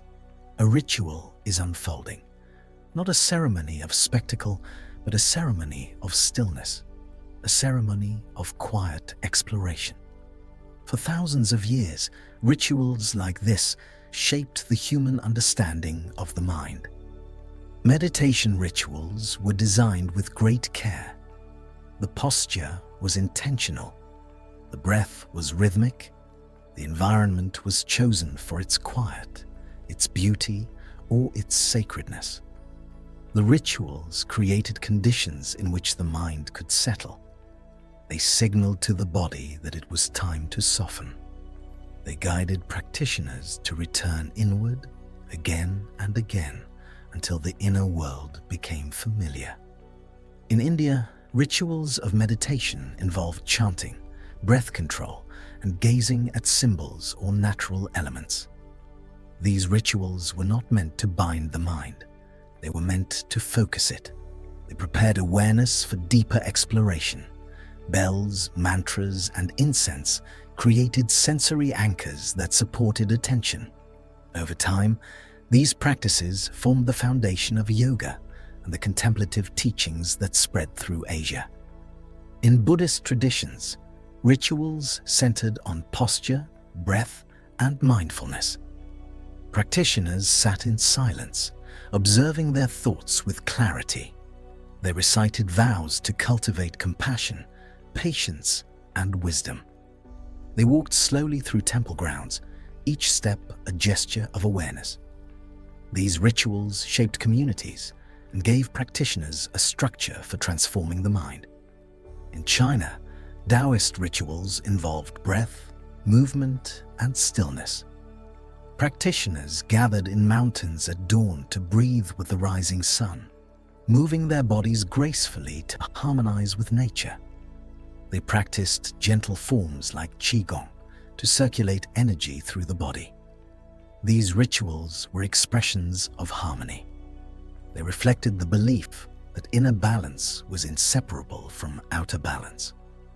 In Greece, contemplative rituals took the form of philosophical inquiry. Thinkers walked through quiet groves or sat near the sea, reflecting on the nature of thought, emotion, and ethics. Their rituals were built of questions, observations, reflections. They believed that clarity came from looking inward with honesty. Across the world, meditation rituals arose independently, each shaped by the needs and beliefs of its culture. But at their core, these rituals shared three truths. The mind can quiet, the breath can guide, awareness can open.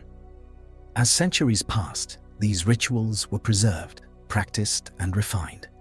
They shaped entire civilizations, influencing art, literature, medicine, and spirituality. But they remained, for most of history, practices of faith, philosophy, and personal transformation. The science of meditation had not yet been born. That shift began slowly. It started with early scholars who observed the effects of meditation on behavior.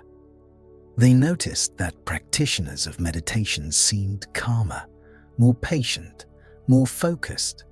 They observed that these individuals responded to stress differently, carried themselves with greater presence, and endured hardship with resilience.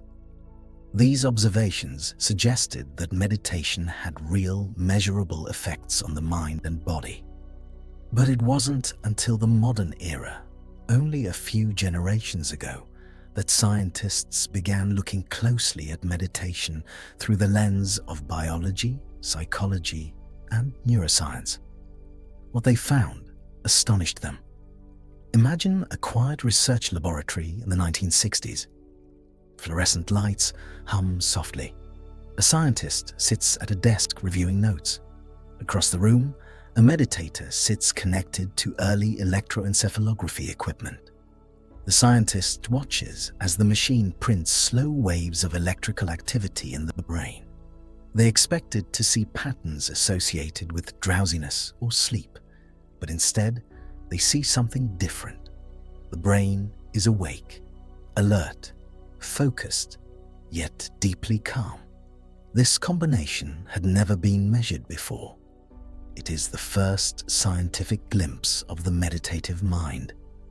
As more studies emerge, scientists begin to realize that meditation is not simply relaxation. It is a distinct state of consciousness, a state where attention is steady, awareness is open, and the nervous system is in balance. The brain waves of meditators show increased alpha states, associated with calm focus, and increased theta states, associated with deep insight and creativity. Later studies would reveal even more remarkable patterns, including gamma waves associated with heightened clarity and compassion. Scientists begin scanning the brains of monks and long-term meditators. They discover that meditation changes brain structure. The prefrontal cortex, responsible for focus and decision-making, becomes thicker.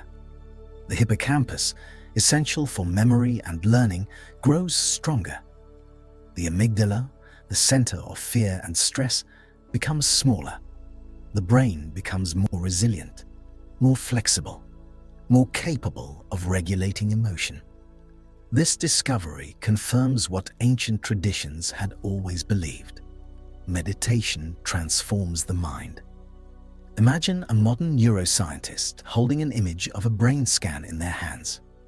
The brain of a long-term meditator shows clear, healthy patterns, dense neural pathways, balanced activity, and strong integration across regions. The scientist realizes that meditation does not simply calm the mind. It reshapes it. It strengthens it. It heals it. The rituals of old have measurable biological power. Psychologists begin studying the effects of meditation on emotion. They discover that mindfulness reduces anxiety, depression, and emotional reactivity. People who meditate regularly recover from stress more quickly. They respond to challenges with calm clarity. Their relationships improve. Their communication softens. They become more compassionate, not because they force themselves to be, but because meditation opens the heart naturally. Medical researchers notice that meditation affects the body as well.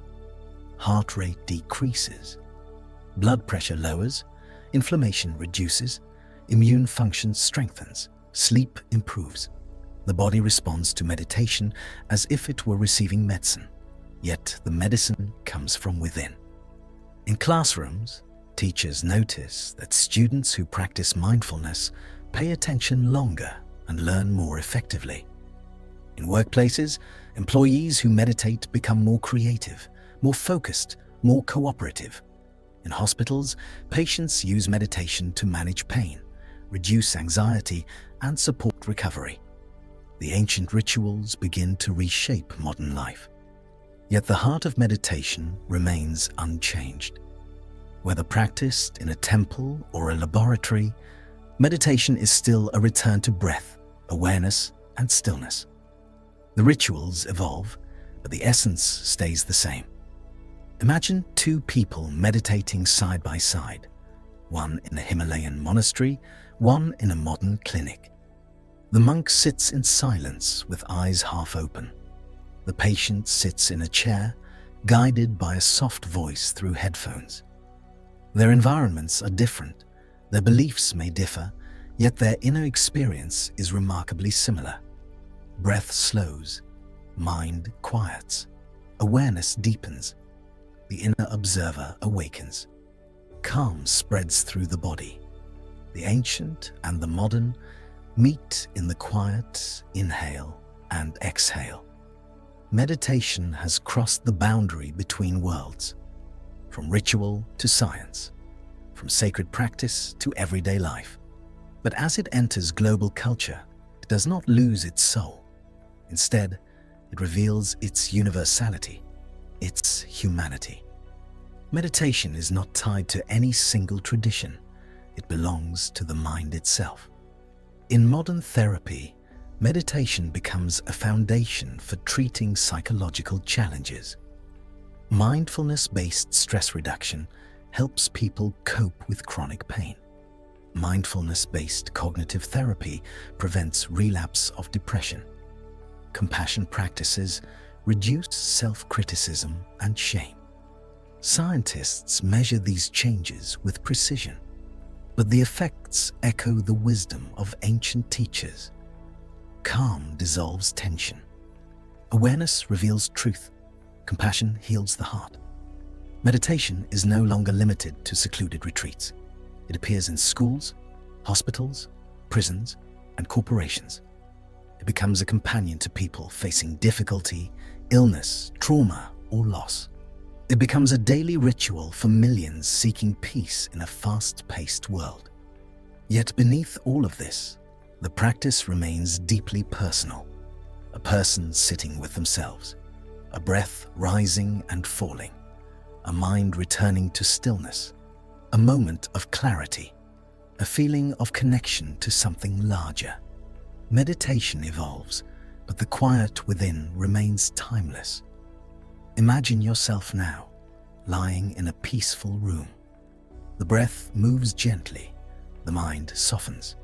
You touch the same stillness that ancient sages touched, the same calm that monks cultivated, the same clarity that scientists measure.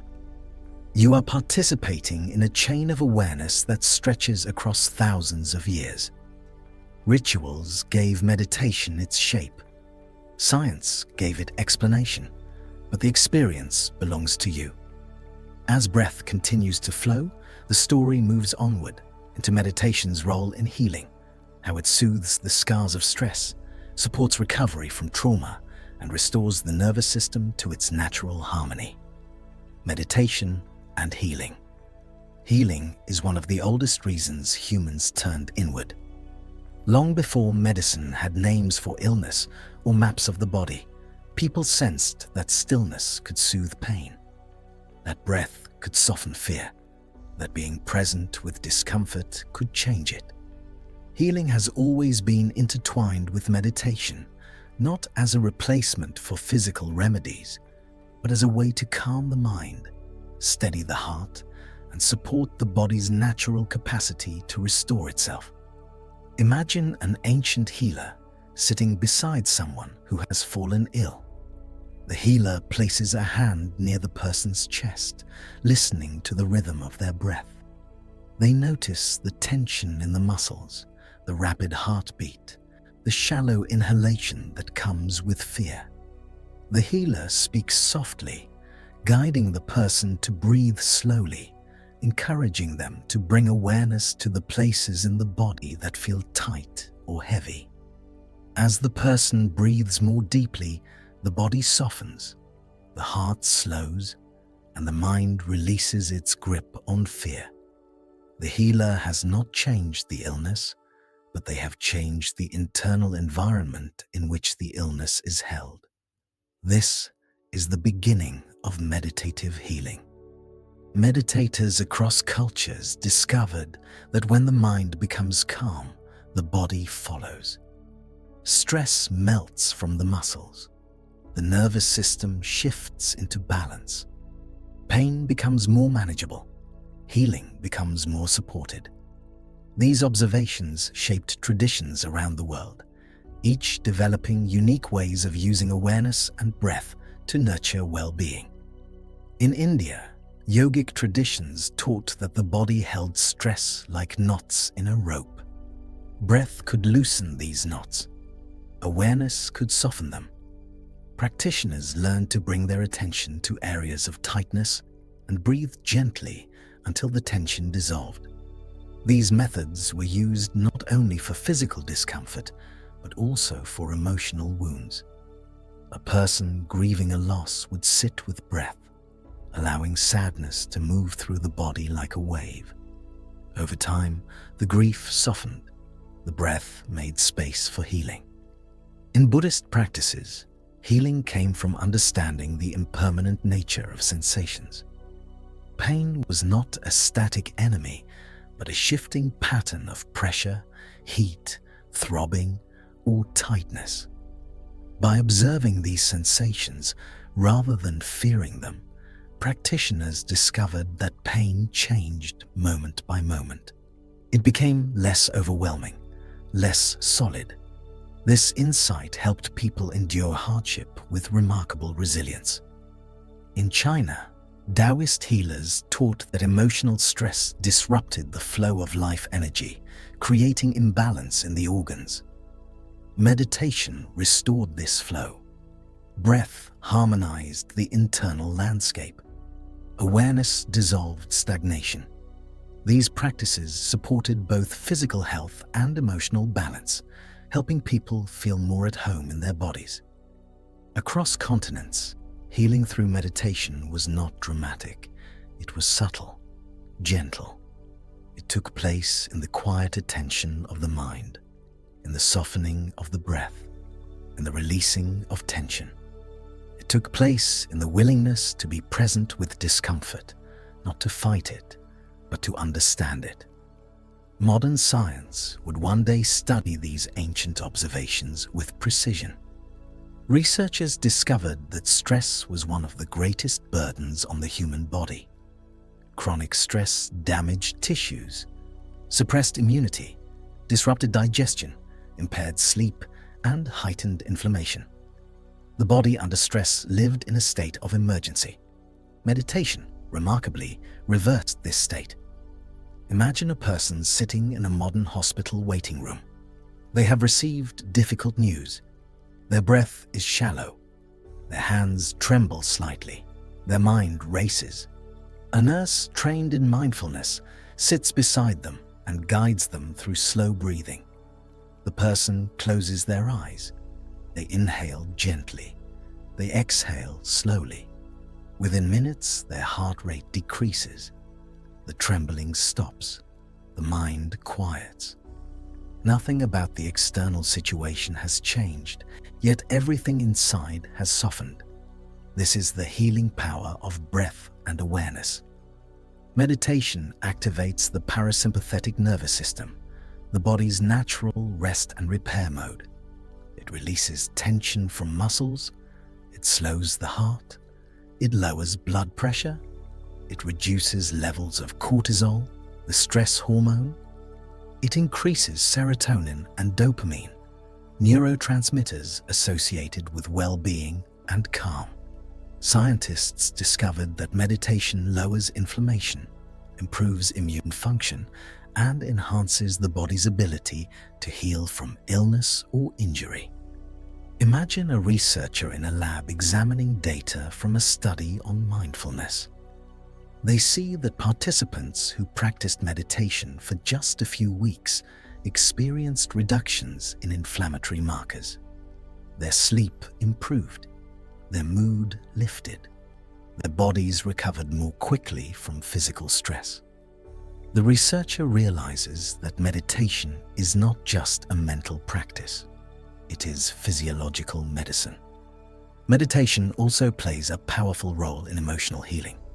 Trauma, grief, and loss leave impressions not only in the mind, but in the body. The breath becomes tight, the muscles tense, the heart closes. Meditation gently reopens this internal space. It teaches people to feel without being overwhelmed, to soften around pain, to breathe through difficulty. This softening creates the conditions in which healing can unfold. Imagine a person carrying the memory of a painful experience. Whenever the memory arises, the body reacts. A tightening of the stomach, a shortening of breath, a rush of adrenaline. Through meditation, the person learns to sit with these sensations. They breathe into the tightness. They feel the emotion without fleeing. Over time, the body learns that the memory is not a present danger. The reactions soften. The memory becomes less charged. The person feels lighter. Meditation has helped them rewrite the body's response to past pain. Modern trauma therapy incorporates meditation precisely because of this. It helps people reconnect with their bodies safely. It helps them soothe the nervous system. It helps them rebuild trust within themselves. Mindfulness practices are now used around the world to treat trauma, anxiety, depression, obsessive thinking, and chronic stress. Meditation does not erase pain, but it changes the internal atmosphere in which pain is held. Meditation also strengthens resilience, the ability to recover from difficulty. When the mind is calm and the body is balanced, challenges feel less overwhelming. Stress becomes a wave rather than a flood. Emotions can be felt without drowning. This resilience helps people navigate hardship with greater clarity and compassion. Imagine someone facing a difficult loss. In the early days, their world feels heavy. Their breath feels shallow. Grief moves through them in sharp waves. But each morning, they sit in silence. They breathe. They allow the grief to move through them. Some days the waves crash hard. Some days they are gentle. But through the practice, the person learns that they can hold the pain without collapsing. They learn that love and loss can exist together in the heart. Over time, healing unfolds naturally. Meditation also supports healing relationships. When people become more aware of their emotions, they communicate more openly. They listen more deeply. They respond with patience rather than reaction. They create space for understanding. Small conflicts soften. Connections deepen. Compassion grows. Emotional healing and physical healing intertwine. When the mind is calm, the body rests more deeply. When the body rests, it heals more effectively. Meditation becomes the bridge between the psychological and the physical, the inner and the outer. It creates balance, and in that balance, healing arises. Imagine yourself now, resting quietly. Your breath moves softly. Your muscles loosen. Your mind releases its grasp on the day. Perhaps you notice tension in certain parts of the body, a tightness in the shoulders, a heaviness in the chest. Instead of resisting, imagine sending breath gently to these places. Feel the warmth of awareness softening them. Feel the tension dissolve with each exhale. Healing begins in moments like this, slow, quiet, tender. Meditation is not a miracle cure. It is a companion, a guide, a steadying presence. It supports you through difficulty. It reminds you that pain is not permanent, that the body is capable of restoration, that the mind can rest, that the heart can heal. As you settle more deeply into this calm, the story continues to the next chapter, a journey into flow, insight, and the creative depths of the mind where clarity and inspiration emerge from silence. Flow and insight. There is a state of mind that human beings have touched for as long as they have created, imagined, dreamed, solved, carved, painted, written, sung, or built. A state where action feels effortless, where time seems to stretch or dissolve, where the mind becomes so steady and absorbed that the world feels both vivid and silent. This state has many names in modern psychology: flow, optimal experience, deep focus. But long before these terms existed, meditators and artists, hunters and healers, dancers and thinkers recognized it as a natural extension of inner stillness.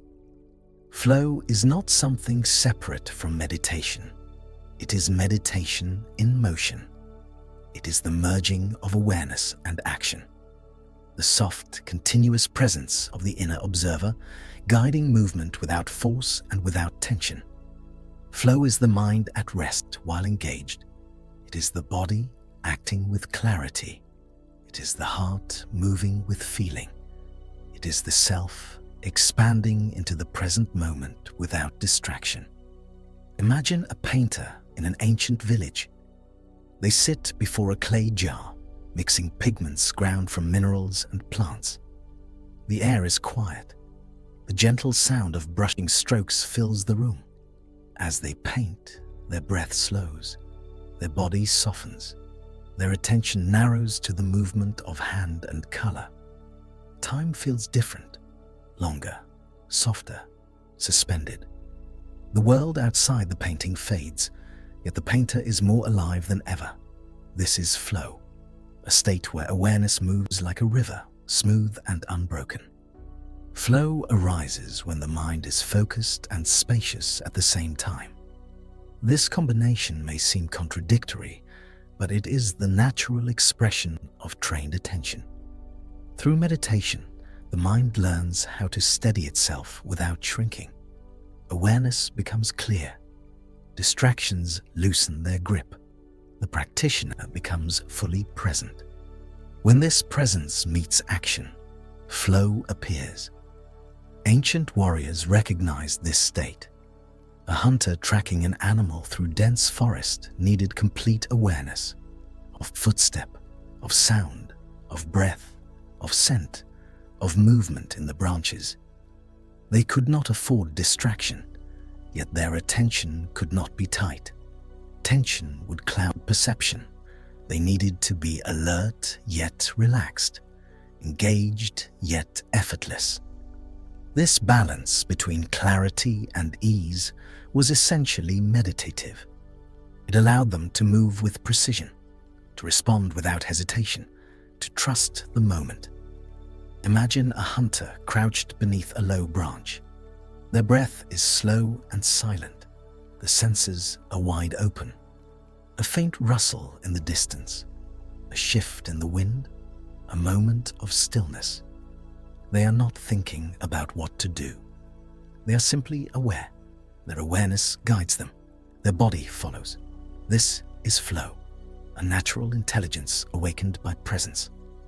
Ancient musicians knew flow intimately. In temples and gatherings, musicians played flutes, drums, stringed instruments, letting their breath guide their rhythm. When music deepened, their minds entered a quiet state. They were no longer choosing notes. They were receiving them.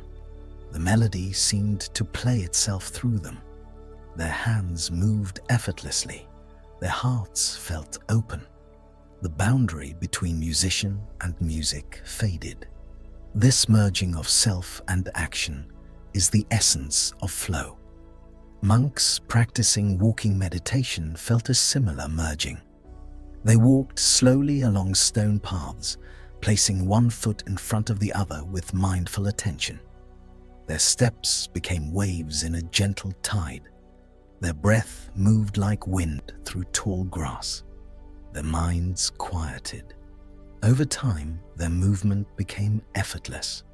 Awareness guided each step. The body moved as if carried by the earth itself. They were neither rushing nor hesitating. They were simply present. Flow is natural. It arises whenever a person is fully immersed in the moment. But meditation strengthens the mind's ability to enter this state intentionally. By training attention and awareness, meditation prepares the mind for depth. Creativity flows more easily. Insight arises more spontaneously. The mind becomes open enough to see solutions that were hidden before. Insight, the sudden appearance of understanding, has always been a companion to flow. It arrives unexpectedly, like a spark in darkness or a bird landing softly on the hand. Insight does not come from force. It emerges when the mind is quiet, relaxed, and spacious enough to receive new information. Many of the world's greatest discoveries were born in moments of silence. Imagine an ancient inventor sitting near a fire at night. They have spent the day thinking, planning, struggling to solve a problem. Now, exhausted, they sit in silence. The fire crackles softly. Their breath slows. The mind begins to drift, floating gently between thought and stillness. And then, as if carried by the quiet, an idea emerges. Unexpected, clear, elegant. The insight arrives because the mind has softened, because the tension of effort has dissolved, because awareness has opened. Philosophers in Greece described insight as a light that appears in the mind. They believed that contemplation, quiet attention, allowed this inner light to shine more brightly. When the mind was cluttered, the light flickered. When the mind was calm, the light glowed steadily. They spent long hours in quiet reflection, trusting that insight would come when the mind was ready. In Buddhist traditions, insight was cultivated through observing the impermanent nature of thoughts and sensations. By noticing how everything arose and passed away, practitioners experienced profound realizations about the nature of the self and the world. These realizations did not come from thinking harder. They came from seeing clearly, from being present, from letting go of attachment. Taoist sages described insight as alignment with the natural flow of life. When a person was out of harmony, their mind felt clouded. When they returned to stillness, clarity appeared. Insight flowed like water, naturally finding its path. These sages spent days in quiet contemplation, trusting that wisdom would arise from openness, not effort. Flow and insight, when combined, create a unique state of consciousness, a state where the mind is both quiet and alive, focused and free, present and creative. Meditation strengthens this state by training the mind to settle into presence without force. The more the mind practices resting in awareness, the easier it becomes to enter flow. The more attention is trained to return gently to the moment, the more insight can enter the mind like a soft breeze. Modern science would later confirm these ancient observations. Psychologists found that during flow, the brain enters a balanced state. The prefrontal cortex, the part responsible for self-criticism and overthinking, becomes quieter. The brain becomes more flexible. Creativity increases. Problem-solving becomes more intuitive. Emotions stabilize. Time perception shifts. The nervous system enters a harmonious pattern. Neuroscientists discovered that meditation enhances the exact skills needed for flow: sustained attention, emotional regulation, sensory clarity, and openness to experience. Long-term meditators enter flow more easily. They stay in it longer. Their mind resists distraction less. The pathways that support insight become stronger. Meditation literally rewires the brain for creativity and understanding. Imagine a modern scientist studying the neural activity of someone in flow. They see the brain lit in a harmonious way, neither overly active nor underactive. Networks involved in attention, awareness, and perception are balanced. The mind is awake and calm. The insight network, the place where new ideas emerge, glows with activity. The scientist sees in the data what ancient sages described in poetry. Flow also appears in ordinary life. A person gardening, hands deep in soil, feeling the texture of leaves and earth. A chef cooking, moving with grace through the kitchen.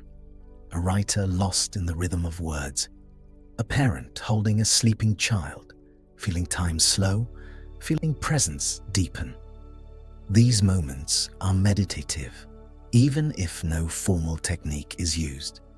Awareness opens, attention steadies. The mind becomes quiet, the heart becomes full. Meditation teaches people to recognize these states more often, to enter them intentionally, to live more fully in the present moment. Flow becomes not an accident, but a way of relating to life. Insight becomes not a rare event, but a natural companion to calm awareness. Imagine yourself now experiencing the beginning of flow. Your breath is soft, your body relaxed, your mind open. Thoughts drift gently, like leaves floating across still water. You feel spacious, you feel present, you feel connected to the quiet intelligence within you. In this state, insight can arise, not through force, but through readiness. The mind becomes a calm field where new ideas can land gently. Flow and insight are not extraordinary states. They are natural expressions of a quiet mind. Meditation reveals this. It shows you that clarity does not come from pressure, but from openness. Creativity does not come from tension, but from stillness. Wisdom does not come from striving, but from presence. As this presence deepens within you, the journey continues into the next chapter, where meditation meets the deepest human questions: meaning, connection, transcendence, and the spiritual mind that awakens when awareness becomes vast and luminous. The spiritual mind. There is a place within the human experience where the boundaries between self and world grow thin. A place where awareness expands beyond personal worries, beyond identity, beyond the familiar patterns of thought. A place where people across every culture and every era have sensed something larger than themselves. Some called it spirit. Some called it the divine. Some called it the deep nature of reality. Some avoided naming it at all, preferring silence, knowing that language could only point toward but never fully capture the experience. The spiritual mind is not about belief. It is about perception, a shift in awareness, a widening of the inner horizon, a sense of connection that arises naturally when the mind grows quiet and clear. Meditation has always been one of the most direct paths to this realm, not because it creates something new, but because it reveals what has always been present beneath the noise of thought. Imagine a person sitting alone on a mountaintop at dawn. The air is cool. The horizon glows softly with the first light of morning. As they breathe, they feel the vastness around them, the endless sky, the distant valleys, the stillness of the mountains that have stood for thousands of years. Their thoughts begin to dissolve into the enormity of the scene. Their worries seem small against the expanse of the world. They feel, perhaps for the first time, that they are part of something immeasurably larger. This feeling is not religious dogma. It is natural, a biological and psychological response to awe and quiet. The spiritual mind awakens. Early humans felt this in caves, forests, deserts, and oceans. Meditation emerged in these places not as a structured technique, but as a spontaneous opening. The stillness of nature created stillness in the mind. The silence of distant landscapes opened space within awareness. People sensed that behind their thoughts was something steady and quiet, something that did not rise and fall with emotion or circumstance. Over time, they sought this presence intentionally, returning to it through breath, stillness, and contemplation. In ancient India, the spiritual dimension of meditation became central to yogic philosophy. Practitioners believed that beneath the surface layers of mind, thoughts, memories, emotions, there existed a pure and unchanging awareness. They called this awareness Atman, the inner self. They believed that Atman was connected to Brahman, the infinite consciousness that existed in all things. Through meditation, a person could experience this unity directly, not as a belief, but as an expansion of perception. The small self dissolved into the vastness of awareness. Imagine a yogic sage sitting beneath an ancient banyan tree. Their breath moves slowly. Their mind is quiet. They feel the boundary between their inner world and the world around them softening. The light that filters through the leaves seems no different from the awareness that sees it. The sound of birds becomes an echo of the silence within. In this state, the sage feels connected to everything: the tree, the air, the ground, the river nearby. They sense that all of existence arises within the same field of awareness. In China, Taoist practitioners experienced the spiritual mind as alignment with the Tao, the natural flow of existence. They believed the universe was not created by a distant force, but was an unfolding pattern, a living harmony. Meditation helped them tune into this harmony. Through stillness, they sensed the subtle currents of life. They felt the rhythm of nature within their own breath. They discovered that the spiritual mind was not separate from the physical world, but woven into every movement of wind and water. Taoist sages often described the spiritual mind with metaphors of water. Water is soft yet powerful, flexible yet persistent, clear when still, reflective when calm. When the mind becomes like water, they said, it reflects the world truthfully. It flows with experience rather than resisting. It carries wisdom in its quiet depths. Imagine a Taoist master sitting beside a lake at sunset. The surface is completely still, reflecting the sky like a mirror. The master watches as a single leaf drifts across the water, making small ripples that spread outward. They feel those ripples within themselves. They sense that their mind, too, can become still enough to reflect reality without distortion. In this stillness, the spiritual mind awakens, a sense of belonging to the entire unfolding world. In Buddhist traditions, the spiritual mind was explored through the understanding of emptiness and interbeing. Practitioners noticed that everything in existence was interconnected. A tree depended on soil, rain, sunlight, insects, and air. A person depended on countless conditions: food, ancestors, society, the planet itself. Nothing existed alone. The spiritual mind saw this clearly. It felt the truth of connection in every breath. Buddhist meditators described experiences where the sense of a fixed self dissolved. Thoughts continued, sensations continued, emotions continued, but the feeling of being a separate entity faded. The ego softened. Awareness became expansive. The world felt alive within it. This was not a loss of identity, but a profound insight. The self is not a boundary, but a process, a pattern of changing experiences within a larger field of life. Imagine a monk meditating in a forest monastery. They sit with eyes half open, feeling the breath move gently. The sound of wind enters their awareness. The call of a bird echoes across the valley. The warmth of sunlight touches their skin. Over time, they stop seeing themselves as separate from these sensations. They feel the world breathing with them. They feel that the forest is not outside them, but part of the same stream of experience. This is the spiritual mind, a mind where separation dissolves into unity. In Greece, philosophers explored the spiritual mind through reason and reflection.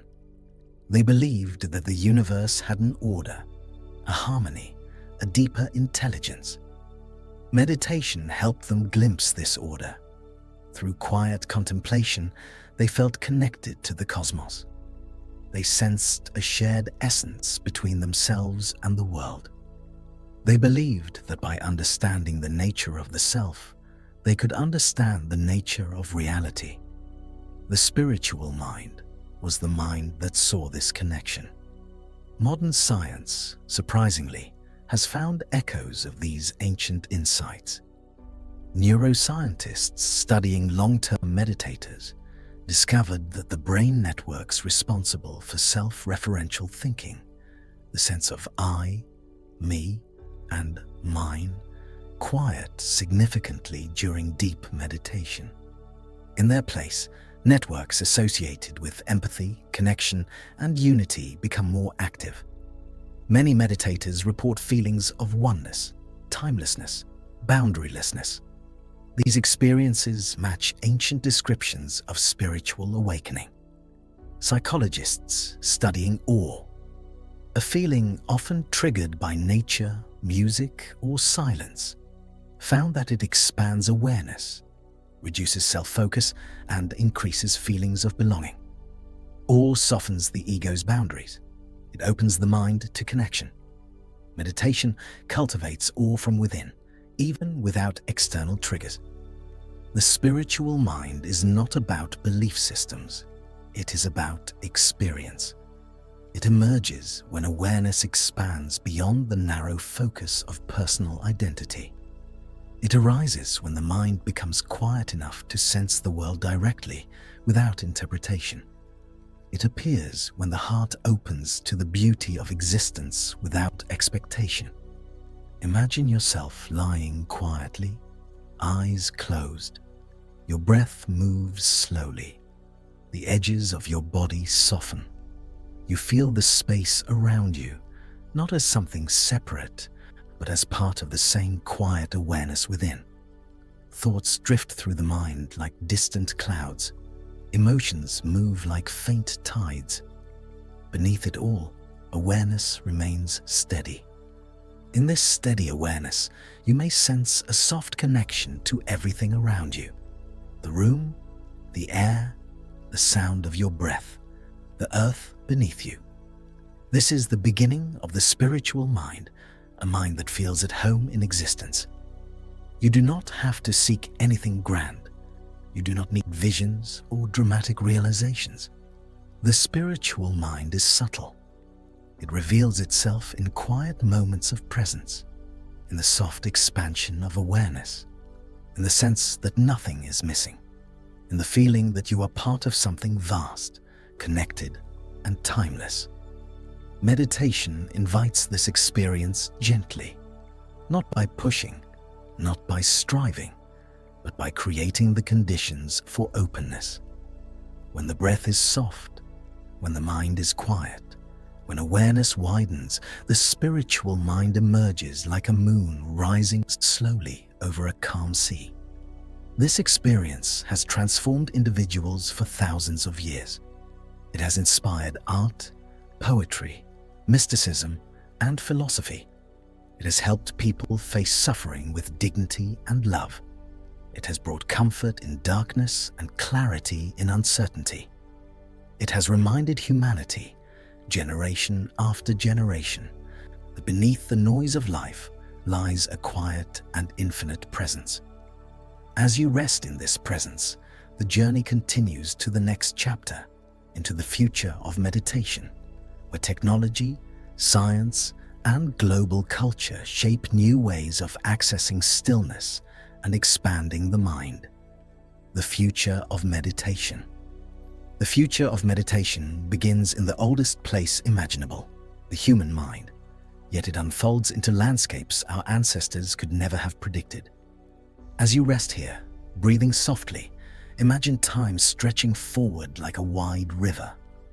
Imagine the world changing around you, technology evolving, cultures blending, discoveries unfolding, and yet the inner world remaining fundamentally the same. The breath still rises, the mind still wanders, awareness still waits beneath the surface. Meditation, though ancient, continues to adapt, expand, and deepen as the human story evolves. The future of meditation is not a rejection of the past. It is a continuation of everything humanity has learned about stillness. It is the merging of traditional wisdom with modern knowledge, the blending of ancient rituals with scientific insight, the weaving together of inner experience and outer innovation. And at the center of this evolution remains the same simple truth, that stillness heals, awareness clarifies, and the mind finds peace not in complexity, but in returning to itself. Imagine the world a century from now. Cities glow softly at night, powered by clean energy. People move through the bustling streets with a new sense of rhythm. Inside homes, quiet rooms are reserved for reflection. Schools teach children how to breathe with awareness before they learn to read. Workplaces have spaces dedicated to silence and focus. Hospitals incorporate meditation into every stage of healing. This is not fantasy. It is already unfolding. The future of meditation begins with the recognition that mental well-being is essential to human life. As stress, distraction, and speed have increased in the modern world, so has the need for stillness. People are remembering what ancient cultures knew, that a quiet mind is a powerful mind, that awareness is not optional, it is foundational. As this awareness spreads across the world, meditation becomes as natural as brushing one's teeth, as common as morning sunlight. Imagine a child sitting in a bright classroom. Before a lesson begins, the teacher invites everyone to close their eyes and breathe slowly. The room falls into silence. The children feel their bodies soften, their minds settle, their attention becomes steady. The teacher knows that learning happens more deeply when the mind is calm. This child grows up understanding the value of presence, carrying it into adulthood. Meditation becomes a lifelong companion. Schools around the world have already begun this transformation. Some start the day with mindful breathing. Others teach students about the brain, explaining how attention works, how emotion moves, how awareness steadies the mind. Teachers notice that students become more patient, more focused, more compassionate. Conflicts decrease, understanding increases. Meditation becomes part of the foundation of education.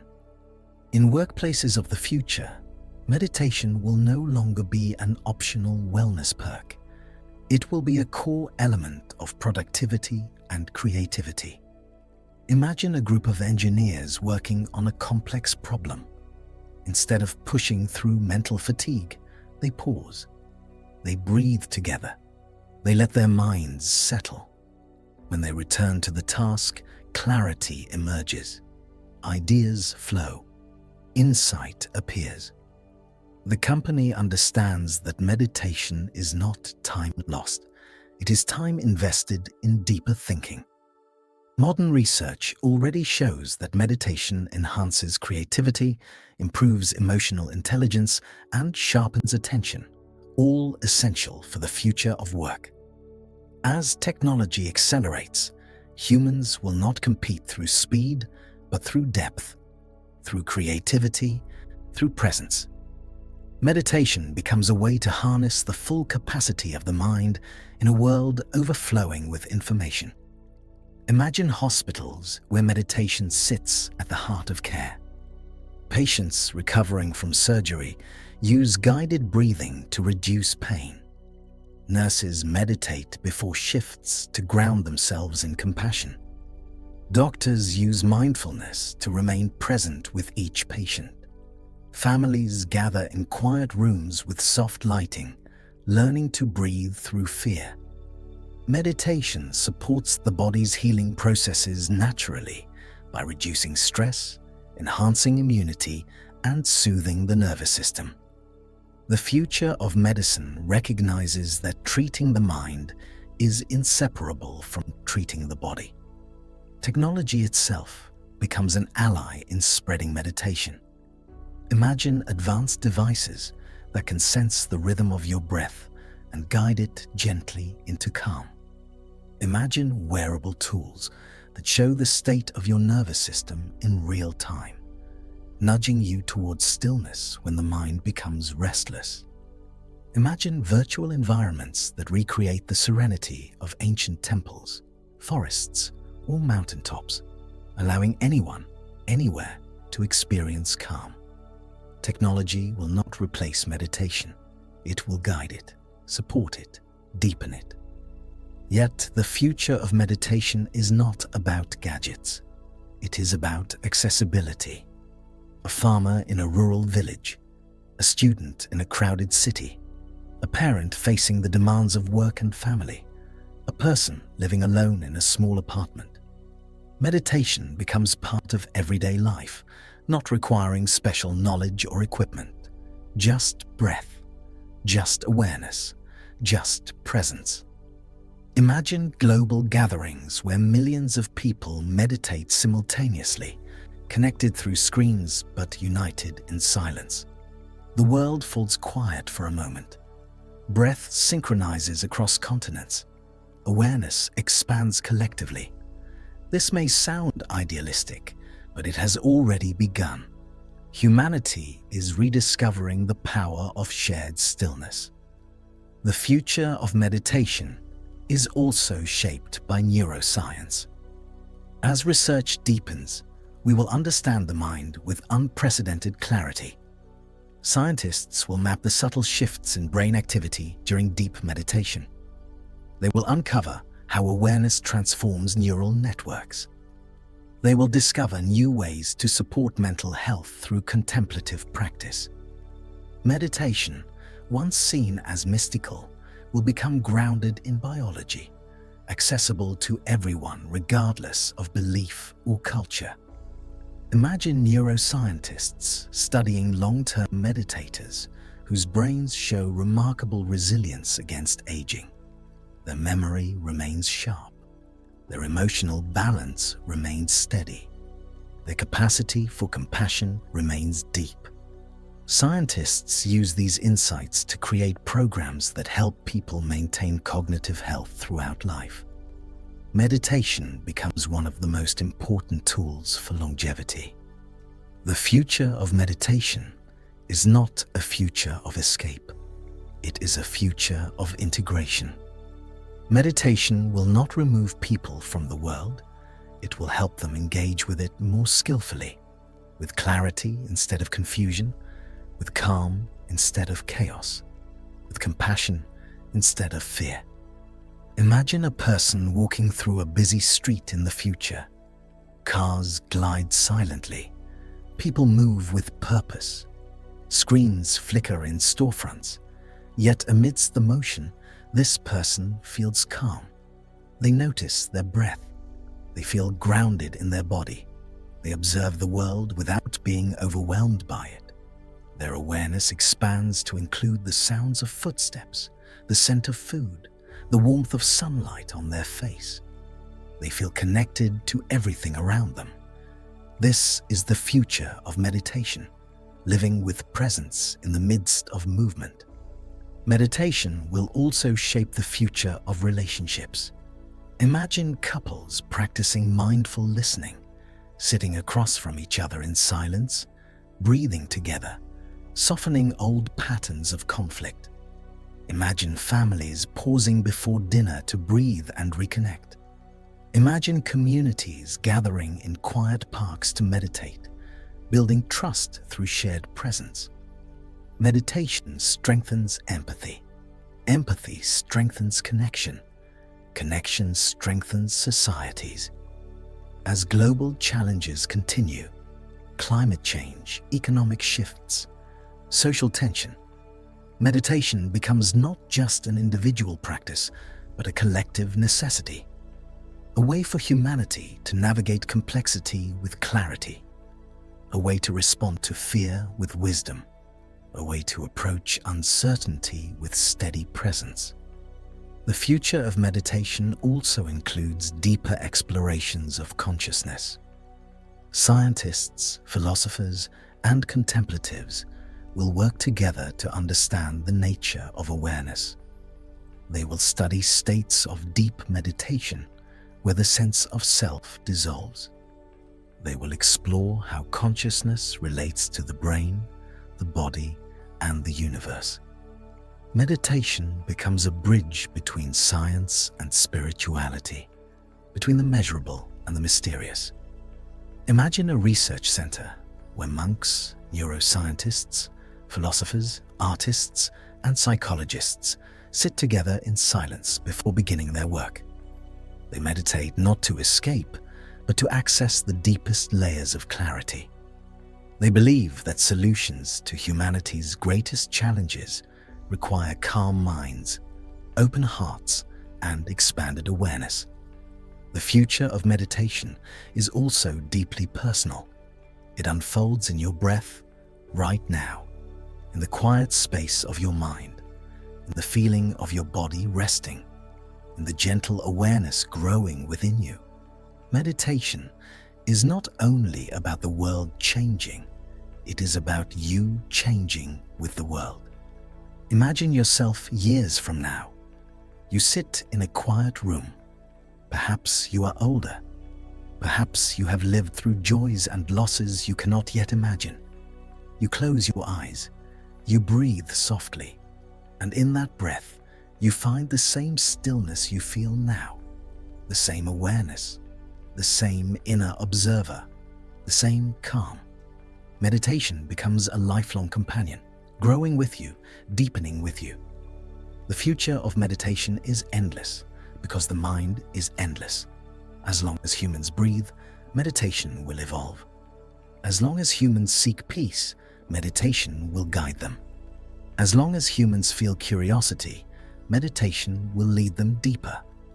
Now, and as this vision of the future expands within you, the story moves toward the final, gentle closing, a reflection meant to accompany your breath as you drift deeper into rest. Closing reflection. As the long journey through the science and philosophy of meditation begins to settle within you, the mind naturally softens. This final part is not about ideas or teachings or history. It is about rest, about allowing everything you have heard to dissolve into a quiet space within you, a space that belongs entirely to you, a space that has always been here. Imagine yourself lying in a peaceful place, a place untouched by urgency or expectation, a place where the breath rises and falls like gentle waves on a shore at night. The body grows heavier, more grounded, sinking slowly into comfort. Thoughts become faint, drifting like distant echoes. The world narrows to the soft rhythm of your breathing. There is a feeling, subtle and calm, that begins to unfurl inside you. It is not excitement, it is not longing. It is a simple, quiet recognition that you have come home. Home to the mind as it truly is. Home to the steady awareness beneath all noise. Home to the ancient, universal quiet that human beings have touched for thousands of years. Forever in the background of your experience lives a field of stillness. During the day, it is hidden behind movement, thought, emotion, routine. But at night, when the breath slows and the world dims, this field becomes easier to sense. Meditation is the doorway that leads back into that field. Awareness is the light that fills it, and breath is the gentle wind that moves through it. As you rest now, feel the breath become softer. Each inhale a small invitation, each exhale a releasing, each pause between breaths a moment of pure openness, a tiny space of silence where the mind naturally settles. In that pause is the essence of meditation. That small gap contains everything: clarity, calm, understanding, and peace. Allow the body to become as heavy as a stone resting in warm sand. Let the muscles sink, let the mind loosen its grip, let the heart settle into its natural rhythm. The breath guides you deeper, not toward thought, but toward spaciousness. Imagine a quiet sky above you, wide, open, soft, stars twinkling faintly like distant memories. The mind is that sky. Thoughts are the stars, appearing, shimmering, drifting. You do not need to reach for them. You do not need to follow them. You simply notice them. And in noticing, they fade gently into the background, leaving behind more sky, more stillness. The long path of meditation, from ancient caves to modern science, from breath to awareness, from emotion to clarity, leads ultimately here, to this simple moment of calm. The journey is vast, but the destination is always the same. A soft quiet within. Feel the warmth of your own presence, the comforting weight of your own body, the gentle hum of life moving through you. There is nothing to solve, nothing to achieve, nothing to understand, just this quiet breath, this soft awareness, this settling. Meditation teaches that beneath every thought, beneath every feeling, beneath every layer of identity, there is a stillness that cannot be disturbed. It is your foundation, your anchor, your refuge. It is the place you return to now, without effort, without expectation. Let your breath guide you deeper. Slow waves rolling toward a quiet shore. The body becomes heavier. The mind becomes lighter. Awareness expands. Thought loosens. You drift gently towards sleep, carried by the same timeless rhythm that carried ancient meditators under firelit nights, monks through temple corridors, and seekers beneath silent trees. The story now becomes part of your breath. The teachings become part of your mind. The quiet becomes part of your body. There is no separation, just stillness. Feel the mind dimming like a lantern at the end of a long evening. The glow softens. The world becomes warm and hazy. This is the natural unfolding into rest. Let it happen easily. You have learned about meditation as a science, as a philosophy, as a human inheritance. But now, let meditation become simple once more. Just breath, just awareness, just rest. The night opens around you like a soft blanket. The body melts into stillness. The mind drifts into spacious silence. And as you breathe, slowly and gently, you slip into the deep, restorative quiet that has always been waiting for you. Rest now.